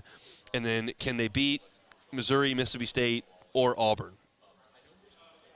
I'm shrugging. Like, this feels like a team that could have it go really, really far south is what I'm thinking. Like, I can see a world where Memphis beats them in Memphis in the non-conference and they don't win a league game. Like, I think they'll beat Mississippi State. That game's in Fayetteville. They crushed Mississippi State last year in Starkville, but this is a different Mississippi State defense. That one couldn't have been worse. So 2-10 is out there for Arkansas. And if it is 2-10 and things do go south, and we're talking about this from a local perspective with LSU and Arkansas don't play until November the 15th. Are you playing a Bobby Petrino-led Arkansas team at that point? Like, is that what you're doing? And then does Arkansas pivot after they let Sam Pittman go and pay that buyout? And do they hire Bobby Petrino to be the head coach? Like, is that did Bobby Petrino, did Sam Pittman hire his replacement? That's kind of what the general thought may be. The upside on Arkansas is beating Alabama A&M, beating Alabama State, winning at Memphis, beating Mississippi State at home, and then probably picking off one more between Texas A&M, Auburn, Missouri, and that gets you to 5. Like, I can't get Arkansas to 6 wins. I just, at this point, I can't do it. I can get you to 5 if I work, but I would bet 2 or 3 before 5. And it feels like the Arkansas administration made an error in judgment in keeping Sam Pittman around, because you're going to put the program back another year, because I just don't see a way they can dig out of this rut. They don't have the talent. And it's really, really, really hard to get the talent to Arkansas. None of it's in state, and you're in the baddest block around in the SEC. And it's just a hard place to win. And Sam Pittman did a good job early in his time there, but it just feels to me like it's off the rails and there's just no juice. And if you're Arkansas and you got John Calipari across the hall, and you feel like if you kind of divert some of the funds that you might be paying to a linebacker or a wide receiver or safety or quarterback, and you can go get a power forward that's going to go 3rd in the NBA draft, you might do that. And you got a baseball team that's knocking on the door. You might want to fund that. And I just don't know where football comes on the pecking order for Arkansas. And maybe that's why they decided to stick with Sam Pittman. We don't want to invest the money in the buyout and then pay a new staff when we really know that we're not committed to that fully anyway. And we're going to go with the other sports that are not as big a revenue generators, but we have a better chance to win at. Every athletic department's got to look at that a little bit more differently. And that's the case at Arkansas. Like, what do you want to be? What is your expectation? And I just don't feel great about what this is going to do. I was reading the overview in Lindy's magazine about Arkansas. It said the Razorbacks had a substantial amount of roster churn, meaning a ton of players will be in their first year in a new system. There was no easily identifiable go-to wide receiver during spring drills, so summer and camp are critical for Green to find that guy. Defensive depth is not a strength, so staying healthy is of the utmost concern. So you're telling me we don't know who we're going to throw the ball to in an offense that we need to throw the ball with, and we don't have enough good players on defense. That's like basically what I'm reading. And with that schedule, having those 4 road games in the league, that's just not going to be a tenable situation for Arkansas. So maybe they'll shock me, and I'll come back in December and be like, yeah, I was dead wrong on the Hogs. I just don't think I am. There are a few teams that I don't like the outlook on paper. I told you early in the week that I don't like Tennessee. I don't like Kentucky from today. Mississippi State, we talked to Brian Haydad yesterday, and he kind of gave you the thoughts on that. They're just not there from a talent perspective. And then Arkansas comes to mind. They're going to be picked towards the bottom of the SEC. So that's a game that LSU gets in Tiger Stadium on November the 15th. It should be a very, very winnable game. Arkansas is at Texas the next week, and then they finish with Missouri. So Hogs, I think, are going to be a little bit up against it here for the 2025 season, and I think they'll be in the market for a head coach. The question is he already on their offensive sideline right now? Do they go with Bobby Petrino? All right, we're here in Atlanta, Georgia, SEC Football Media Days 2025. Huge shout-out to our sponsors. That, of course, is Parish Construction and Roofing, Relief Windows, and Rev. They've made this entire week possible. Our Thursday shows brought to you by Sagrera Farms Premium Angus Beef. Some of the best beef in America is just outside your door. So 30 miles away from Baton Rouge in Ethel. It's at Sagrera Farms. If you want a freezer full of tender, flavorful, prime Angus beef, everything that Sean does is prime, then go to Sagrera Farms and just pick it out yourself. You don't have to put a deposit down. If you don't like it, you don't pay for it. But I promise you, I've had some of the ground beef. I've had the ribeye. It is phenomenal, phenomenal stuff. You can have restaurant quality, phenomenal prime steak right there in your home if you contact Sagrera Farms for their premium Angus beef. They bring you our Thursday shows each and every week. It's been a great week. I told you that Mike Elko's just come off the stage. The Texas A&M players will take their shot at the podium right there, and that's it for SEC Football Media Days. It's been a fast and furious 4 days. It's been a blast for me to come for the first time since 2013. Last time I was here, Johnny Manziel was here. This is the Arch Manning, and I told you at the top of the show, LSU brought a ton of juice, but we're not going to just let go of the entirety here and let go of the rope. We got one more segment to go here with JD Pel. I will bounce out of here a little bit early and let Beck and Cassie handle take it or leave it this afternoon so we can get over to the airport. But it's been an awesome week. Appreciate the crew at Guarantee and our great sponsors for making this week possible. Hope you all have enjoyed our content here from Radio Row. All season long, during football season, on Wednesdays, we talked to JD Pel, host of The Hard Count with On 3 Sports. He's here. I looked over and saw him on Monday. I said we got to chat in person, so we made that. We're going to make that happen here after we take a time out. We'll come back and talk with JD Pel of On 3 Sports when we come back. The Hunt Palmer Show. Genesis of Baton Rouge. GenesisofBatonRouge.com is that website. Every car that's on the lot is online at Genesis of Baton Rouge. Every single purchase, 10-year, 100,000-mile warranty. You're not going to find better than that in the marketplace. 10-year, 100,000-mile warranty. How about 3 years of complimentary valet maintenance? No one wants to take their car in and sit on the service aisle all day. You don't have to do that. You can have them come pick your car up, take it to be serviced. They'll get you a loaner. You get on about your day. When they're done, they bring it right back to you. It's a luxury experience at a reasonable price. That's the Genesis model. Just go to the website. Check out the inventory. Everything they've got on the lot is right there online. They're airline at Pico across from Women's Hospital. It's Genesis of Baton Rouge. You can find them online at GenesisofBatonRouge.com. There it is, the extra mile, on the border of expected and extraordinary for those willing to go further, like vans customized for work or play, with safety and tech to keep you connected, supported by a 5-star sales, service, and finance team, and backed by the 1-star you know. So go the extra mile. It's never crowded, because so few have what it takes to go there. Mercedes-Benz Vans. River Parish Contractors has immediate openings for structural steel shop fabricators. Call or text Big Jake today at 318-547-1000 or go to rpcontractors.com and click on employment. River Parish Contractors. Let's get building. Parish Construction and Roofing. This is Coach Kim Mulkey. Go to parishbuilt.com for all of your roofing needs. From your hometown, parishbuilt.com. Men, age is just a number. Don't let it dictate how you feel. Goodwood Men's Sexual Wellness has anti-aging services that can help you look and feel your best. Visit yourgoodwood.com and discover a renewed sense of vitality. BRAC teamed up to reimagine your parks, and you imagined big. With your help, we went to work creating 12 beautiful community parks across the parish. A family-sized water park, miles and miles of trails, and parks just for your dogs. There are more places to splash, to explore, to run wild, and even soar. You imagined, we delivered. Gold. BRAC, your #1 park system in the nation. At Auctioner, we know healing is a team sport. That's why we've partnered with world-renowned orthopedic surgeon Dr. James Andrews to create the Auctioner Andrews Orthopedics and Sports Medicine Institute. Whether you're a professional athlete or a weekend warrior, Our team of specialists are dedicated to getting you back in the game. So whatever your reasons are for reaching your personal best, we've only got one. You. Ochsner Andrews Institute. Long live you. At Luba Workers Comp, our journey began over 30 years ago with a simple belief.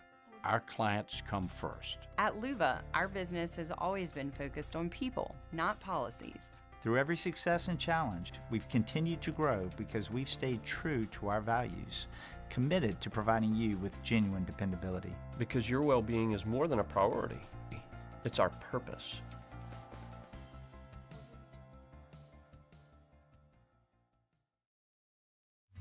At Sunshine, we know what you see when you look at your land. Where others may see dirt, you see the foundation you've built your life on. Live from the 2025 SEC Football Media Days, powered by Parish Construction and Roofing. Enter now for your chance to win $10,000 cash at parishbuilt.com. Our coverage is also presented by Rev and Relief Windows.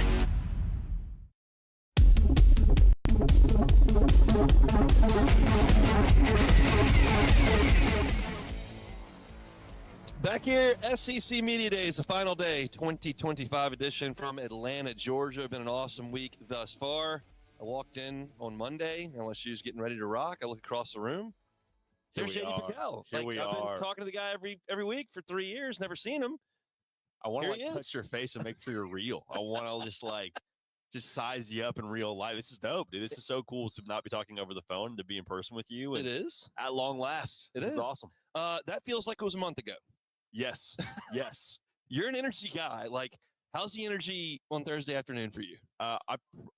This is not like this is not to brag or to be weird. I probably legitimately consume north of 800 milligrams of caffeine a day. And that's not an exaggeration. That's a Hester level. It's not good. How many, does he do a lot of caffeine? Oh my gosh, the guy just hammers coffee. He does the morning show, hammers 3 cups during the morning show, and then he's got to go do 4 hours of Sirius. Psycho. So he's on coffee just time and time again. I'll tell you this, the vibes downstairs this morning, not good. Really? It's not good. What would be the comp? Just like funeral level? Or I said it's like church. Like, people are whispering. It's very quiet. Like, there's just no juice down there. And I think you got to bring some heavy hitters on the last day. Like, it's just a tough scene with Arkansas and Kentucky, to me, trying to shoulder the weight of a Thursday after everybody's been here since Sunday night. Need a little more Pentecostal church in there. Yeah. Some more old Baptist church in there. Or Georgia or Alabama. Yeah. Either way. Who'd you talk to this week that you were like, man, I'm pulling for that guy now? Like, who surprised you a little bit? Yeah, I don't know if it was so much a surprise as much as I was just like curious to hear where he was at mentally. Jackson Arnold came and sat down. And you talk about a guy who had a tough go of it last year. I mean, this time last year, we're sitting at Media Days in Dallas like, hey, does Oklahoma have their next guy at quarterback? This guy was a 5-star. There was this, I think, thought for a lot of us of, well, Dylan Gabriel left for Oregon. That must tell us what we need to know about Jackson Arnold. Then he gets benched. And then he's telling us during his interview, he's like, I had people in my DMs telling me to take my own life. And I'm like, dude, to be any age and to have someone telling you that, let alone to be a college kid and trying to figure out life in general, as we all still are, but like, just made you feel for the guy. And also it made it so much more impressive to me, the bounce back he had against Alabama. And I was like, that's a guy where I don't know exactly if Auburn's going to be an SEC championship contender this year, but I root for Jackson Arnold after that conversation. Let's flesh both of those sides out, the Oklahoma side and the Jackson Arnold side. We'll start with Arnold. Like, how do you feel about that freeze? He's got great receivers. I know that. But what do you feel like Auburn, they got to get out of neutral under freeze. It's been completely in neutral for 2 years. If you're an Auburn fan, you're kind of like feeling like you've been catfished a little bit for the last couple of years. You're like, hey, we signed up for one thing, and 2 years in, we have not been that thing that we signed up for, which is playing good offensive football. But the thing that I think is exciting if you're an Auburn fan is now in year 3, everything you talk about with unquantifiables of standards, cultures, way of doing things, all the cliches, like those should be in a good place now. And they do get over talked about. They probably do get overemphasized at a thing like this, but I also think they really matter. I think they're really important. And I think there's no way to air fry those kind of things into your football team. And so I do believe in Hugh Freeze as a culture builder. I think everyone that's played for him or has been on his staff has nothing but good things to say about that facet he brings. So it really does come back to that side of things being stable. Not to say it was bad a year ago, but I mean, again, you just can't account for it. And then also your quarterback, I think, being maybe more philosophically aligned. So we hear with Hugh Freeze, like you hear about Peyton Thorne, son of a coach, thinks very black and white about college football and the game of football. Jackson Arnold, a little more of a gray area guy, kind of me and Jackson Arnold have that going. I kind of operate in the gray a little bit, you know what I'm saying? So I like the way that lines up, and that's exciting for Auburn. Oklahoma, I mean, I can't imagine a worse offense than what they put out there all of last year. And now, interestingly enough, as I talked about yesterday on my show, like Jackson Arnold starting the SEC, LSU's got Bauer Sharp and Nick Anderson. Mississippi State brought one of their wide receivers from Oklahoma last year. Like, all those pieces have kind of spread out, and they're trying to rebuild everything. And I guess it kind of falls on John Mateer. A lot of people are really pro on John Mateer, but I've heard some detractors go, well, I only had the schedule last year. I don't really know. What do you see? Schedule's brutal. I want to go back to what you said at the top, though, about the offense not getting any worse. Shout out the Oklahoma fans that would show up every single week for an offense averaging 13 points a game. You know how resilient you got to be to show up every single Saturday and say, all right, we're getting maybe 2 touchdowns. Here we go, baby. Boomer student. Like that takes some real willpower. Yeah. I love John Mateer. It's the lettuce. It's the swag. It's I love all of that. Yeah. Just to be 100% transparent. Also, I love the fact that he's got his OC with him. Like, I think we see a lot of these new quarterbacks go places, and maybe it's a little bit of a growing pain early on.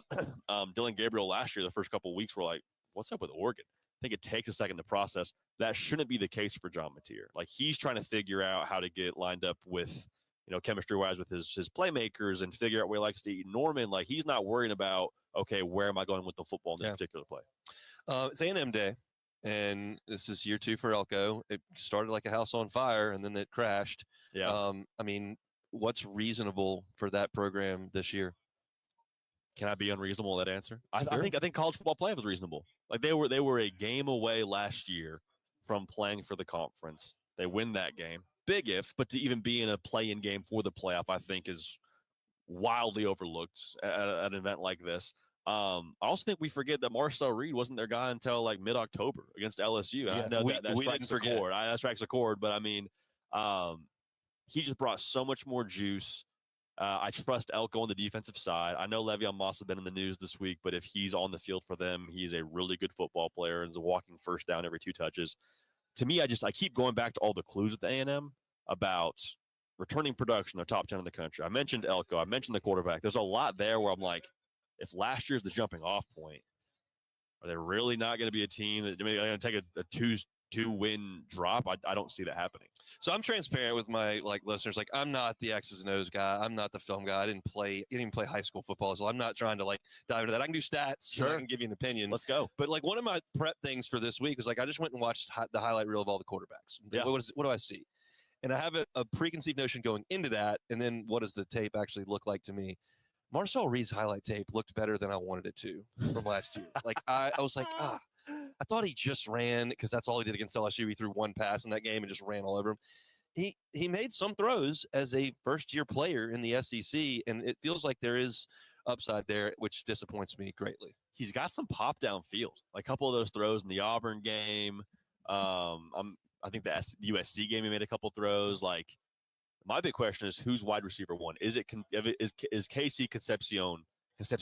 Not Conception. Concepcion.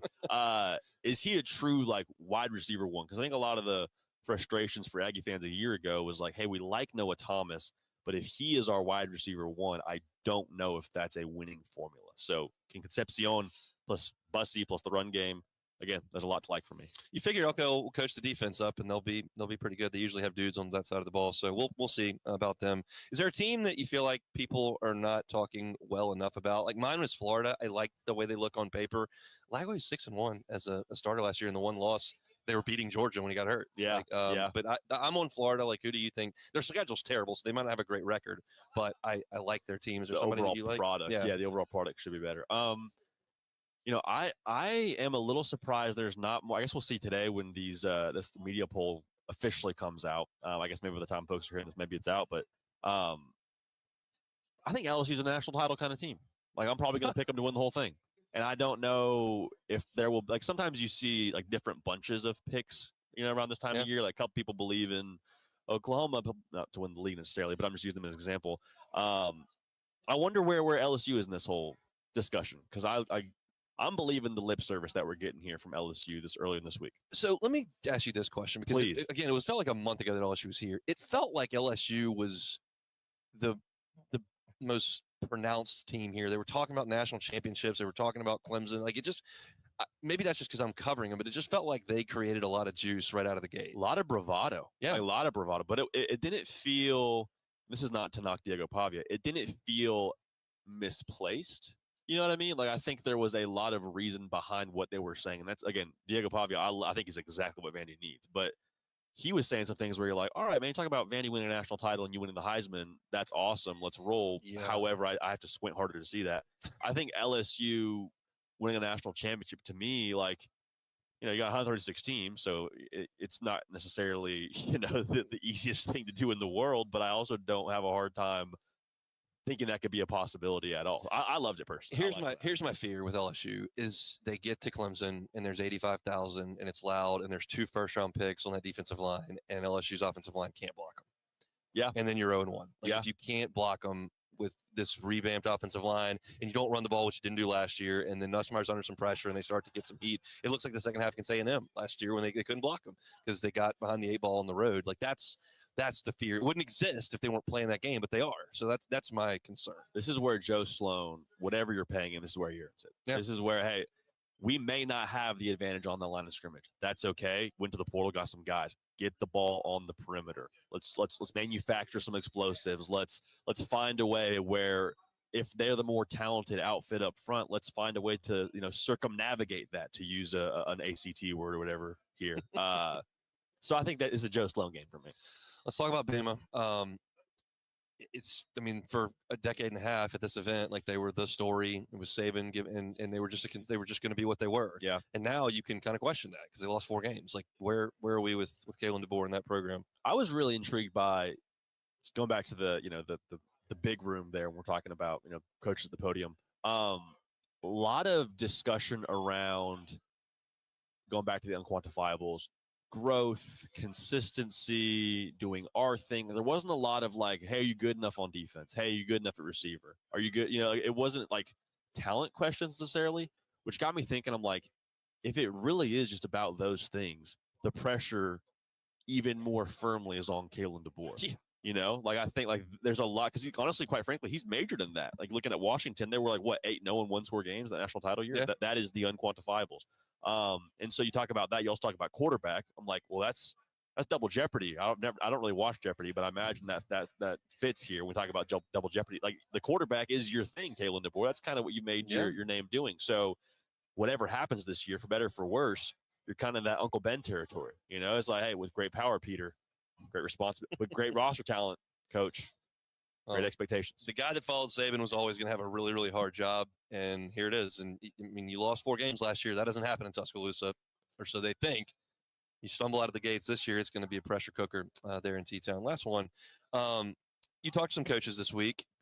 How do you feel like they feel about the what's all going on? They're all getting questions about it. I mean, my thing is, it's a really hard job to manage a roster, to keep people around, to deal with money that's not yours. Like, I mean, how do you feel like the coaches as a whole are handling the whole situation? I'm so glad you said that, because I think that gets wildly overlooked. Yeah. This is really freaking hard to do what they're doing. Like, it's really hard to win a national championship. People are dunking on Brian Kelly, and I'm like, well, it took Kirby a minute, and now he's won 2. It took Ryan Day a long time, and they just won 1 last year. It took Harbaugh 9 years. So I think the toughest part about it, and maybe it's what you were alluding to, just the lack of structure. Like, I think we look to them to be guys with answers, and they're like, well, we think we have answers, but we can't all get aligned on one answer. And even if we do have one answer, there's no one to put it into practice. And we all want to win games and protect our jobs and feed our families. So we do what we got to do. And so the NIL thing that's happening with, the clearinghouse coming through and deals being good or not good. I am so fascinated to see what comes of that, because I think there's also a part of the group here that's like, well, we don't want you to, we like speed limits. We don't want speeding tickets, though. So let's, how do we figure that out? All right, man. We'll let you get out of here. We'll let you get home, and I'll probably give you next week off, and then August starts and camp starts, and you're probably going to be in the rotation pretty quickly. That makes me, so I was holding my breath. I was like, you never want to assume that you're invited to the party, but I have enjoyed that party every fall, and I am very excited to, it sounds like, maybe have a seat at the table. Talking season series, JD Pel, host of the Hard Count on 3 Sports. Check him out on YouTube. Appreciate it, man. Appreciate you. Coming back with more. It's the Hunt Palmer Show live from Radio Row right here in Atlanta. It's SEC Media Days 2025. The Hunt Palmer Show. These are the luckiest ice cubes in the world. They could have been a thankless bed for an all-you-can-eat salad bar. But instead, they've been called upon to cradle and cool a crisp, refreshing Dos Equis.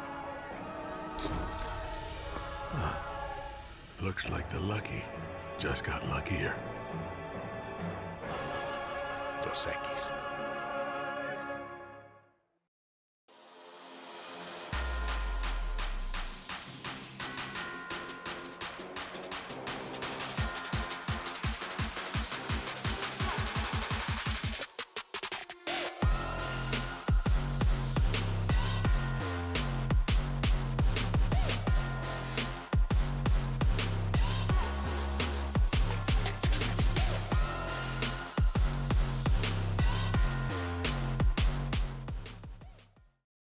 Parish Construction and Roofing.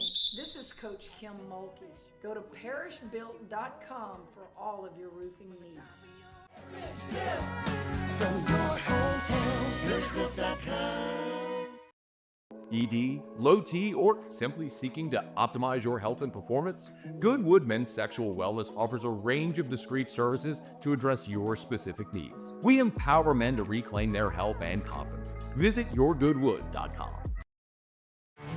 There it is, the extra mile, on the border of expected and extraordinary, for those willing to go further, like vans customized for work or play, with safety and tech to keep you connected. Supported by a 5-star sales, service, and finance team. And backed by the 1-star you know. So go the extra mile. It's never crowded, because so few have what it takes to go there. Mercedes-Benz Vans. At Luba Workers' Comp, our journey began over 30 years ago with a simple belief. Our clients come first. At Luba, our business has always been focused on people, not policies. Through every success and challenge, we've continued to grow because we've stayed true to our values, committed to providing you with genuine dependability. Because your well-being is more than a priority. It's our purpose.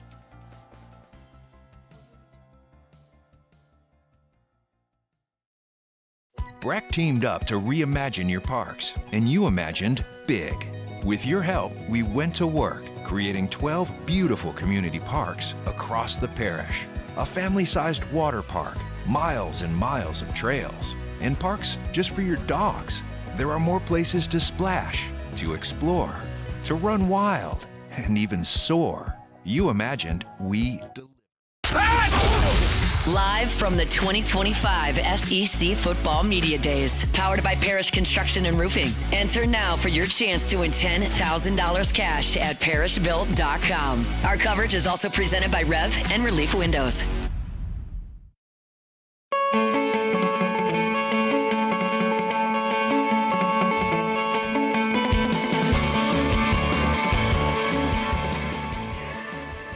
Welcome back in a Thursday edition of the Hunt Palmer Show. Taylor Sharper with you. Look, I was in the studio all morning long. I had so much fun. I wasn't leaving. Beck tried to kick me out. Well, I'm here. We're taking over for the last 10 minutes or so right here. Me and Jacob Beck, as him and Hunt Palmer normally do every day, we're going to close this thing out with a little take it or leave it. Take it away, Mr. Beck. Take it or leave it. Take it or leave it. Take it or leave it. Presented to you by Flight by Yingling, the next generation of light beer, crafted by America's oldest brewery. Today's hottest stories in sports, news, and sometimes even Hunt's life. The question is, will he take them or leave them? Just take it or All righty, first one here. I guess before we get started, I'll mention Flight by Yingling. I do not have the talking points that Hunt does, but I can tell you I have had Flight by Yingling. I've had actually quite a few of them. They're really good. You can buy them at any store that sells, pretty much any store that sells alcohol. You can find them there. Flight by Yingling, really good light beer. All right, first one here.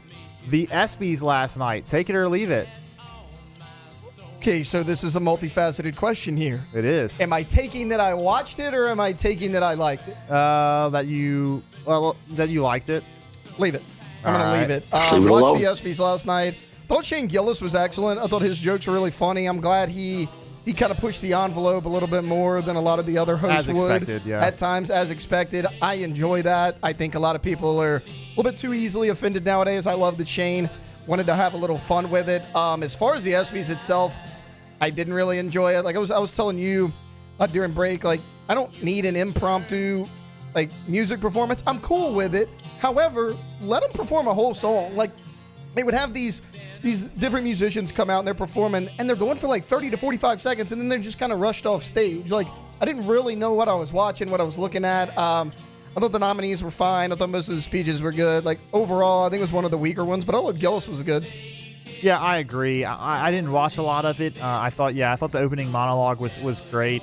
And then the overall as a show, it's going to go pretty much how you expect in terms of like the awards and all that stuff. It was cool to see. It was cool to see some of the people that won.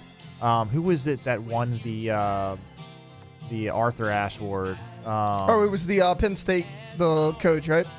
I think so. What's her name? Yeah, I'm forgetting her name, I but that's who it forgot is. Yeah, that and then so like it's always cool to see those kind of one of the people that get honored with awards. But yeah, it's pretty boring in terms of just like the show itself. I mean, it's cool to see all those people in the same room together, but at the end of the day, it's an award show and it's way too long. They're always way too long. I just felt like the nominees were boring this year. Like no offense to them, but like okay, best play. Best play was the Saquon Barkley reverse hurdle, which great play. Go back and watch it. That's a 12-yard run. Tyrese Halliburton buzzer beater to beat the Oklahoma City Thunder in Game 1. They didn't win that series. Now, there was a soccer goal from the U.S. women's team in a big moment. I get it. The goals one we kind of see all the time. Yeah. And then Sabrina Ionescu hits a deep three for the New York Liberty. Like, those were your 4 contestants for top play. Like, I would have put Jalen Hurts' deep pass to begin the second half against the Chiefs in the Super Bowl. That pretty much put the game out of reach. Like, there's a lot of different ones I'm picking. I was just kind of underwhelmed with a lot of the nominations. Yeah, I agree with you there. All right, next one here. You will watch the Open Championship this weekend. Take it or leave it. Leave it. I found out just now that there was an Open Championship this weekend. Okay, let me ask you this. Where is it taking place? It is in Ireland. Okay, well, they're good. I was like, if it's anywhere near the coast, like, it's going to be a complete washout. It's the British Open, Okay. They call it the Open Championship. Okay, but see, I know always, the British Open. Yeah. That's where the confusion lies. Yes, they like to make sure that everyone calls it the Open Championship. If I need a good Sunday afternoon nap or something like that. There's no other sports on right now, Right. so I figured that there might be a chance that you have it on There's a TV. chance. There's a chance if my schedule's freed up and I need a little afternoon chill time. There's a chance the Open Championship will be on my TV. Doubtful, though. Yeah, I figured as much, but I thought there might be a chance. But Hunt led the show with Open Championship, I heard. no, he actually didn't. Surprisingly, we did talk. Whole show tomorrow. Yes, Open. yeah, he'll probably talk about it tomorrow. He hadn't really talked about it today at all. And then yesterday we briefly talked about it because the tournament started at like 12 a.m. this morning because it's in Ireland. So we talked a little bit about it, but. Yeah, he will probably do a lot of it tomorrow. I will not be here tomorrow, so he won't have anyone to go back and forth with. You don't so work it'll on just be Fridays, him. do you? I do. You're just out. Every time you're off, it's Friday. Well, yeah, I do like to take off. If I'm going to take off, I usually try to do like a Thursday or Friday and then get the weekend added to it. So I totally get it. Yeah, usually I do. But anyways, moving on, going to a Coldplay concert with your HR manager. Take it or leave it. So I saw this video. I'm going to leave it because Leave it judging alone. by both of their reaction, there's a chance that both of those individuals are married. Yes. So I'm going to leave that. Like a Yeah. lot of people are saying, oh man, it's unfortunate that they were caught on camera, hanging out, loving on one another. And my response is, you went to a Coldplay concert. You Yeah. ran into a lot of people. Like camera, no camera on the big screen. How many people did you see walking in and out? Yeah. Like, first off, it's his HR lady, which, I mean, you're going to hook up with somebody at work, you can't really get in trouble if it's the HR lady. So, well, I mean, he will props now. to Andy on that one. Like, I'm giving him props for it being the HR lady, but like, come on, man. And then he ducks. He ducks under the table. Yeah. She turns like nobody saw him. Like, oh, this just didn't happen. I'm leaving that. I'm just thinking, like, would anyone have even noticed if they just had played it normal That's and what I'm not, saying. and not 'Cause, like, changed okay, what like, they were doing? no offense. That dude's a billionaire. I would love to be a billionaire. I didn't really know who he was. You know what I mean? Like, he's a tech CEO. If they just like wave on camera, turn away, like, this isn't a big deal. Yeah, I don't think Nobody's so. looking at that on the internet. Yeah. And her, like, she's just some lady that works for him. Yes. Like, she's not even the CEO. Like, no, they made this a way bigger deal than it needed to be. Yeah, That's on them. So, no, I'm leaving that. Yes, they screwed. They brought this upon themselves with the way they handled it. Obviously, don't do that in the first place, but still, they really didn't handle What it Beck that well. is saying, like, if you're gonna do this, be smart about it. Well, That's Beck's advice to you. Well, I did preface by saying it's not good to begin with, but. Anyways, last one real quick. Von Miller signing a one-year deal with the Commanders. Adam Schefter reports Miller will have at least 6 sacks this season. Take it or leave it. I mean, I'll take it. If he plays all 17 games, like 6 for a player of his caliber. 6 for the. Let's just say, even at his age, like 6 for him, not a ton over a 17 game span. It depends on how healthy he is. Yeah. Like if we're getting 11, 12 game Von Miller, no. If we're getting 16, 17 game Von Miller, sure, 6 sacks, why not? Have at it, Von. Our guy Jaden, he needs a little bit of help. As good as that offense was, they need to shore up that defense a little bit. They were in some shootouts a lot of times. But, this is. I'm taking it. Yeah, this is like it's a signing that will make headlines. I'm not sure that it's going to really put the Commanders over the top to be a Super Bowl team. But yeah, I mean, 6 sacks, like if you can't get 6 sacks, Von, like. He just needs to retire at that point. What are we doing? Exactly. No, I'll take that for sure. All right. Well, that's going to do it for a Thursday edition of the Hunt Palmer Show. Went by a lot quicker for me than it normally does. I guess that's what happens when you're only in here for about 10 minutes or so. Coming up the next 3 hours, Matthew Musso is technically going to be your host. Like, okay, you know how there's somebody on location and they're like, hey, back to the studio? Well, that's our guy, Matt Musso. They're going to have a lot of recorded interviews from Moscona out there at SEC Media Days as they are on the way. So, Matt Musso, Matt Moscona, all of them coming your way. That's coming up here on 104.5 ESPN Baton Rouge. The Hunt Palmer Show.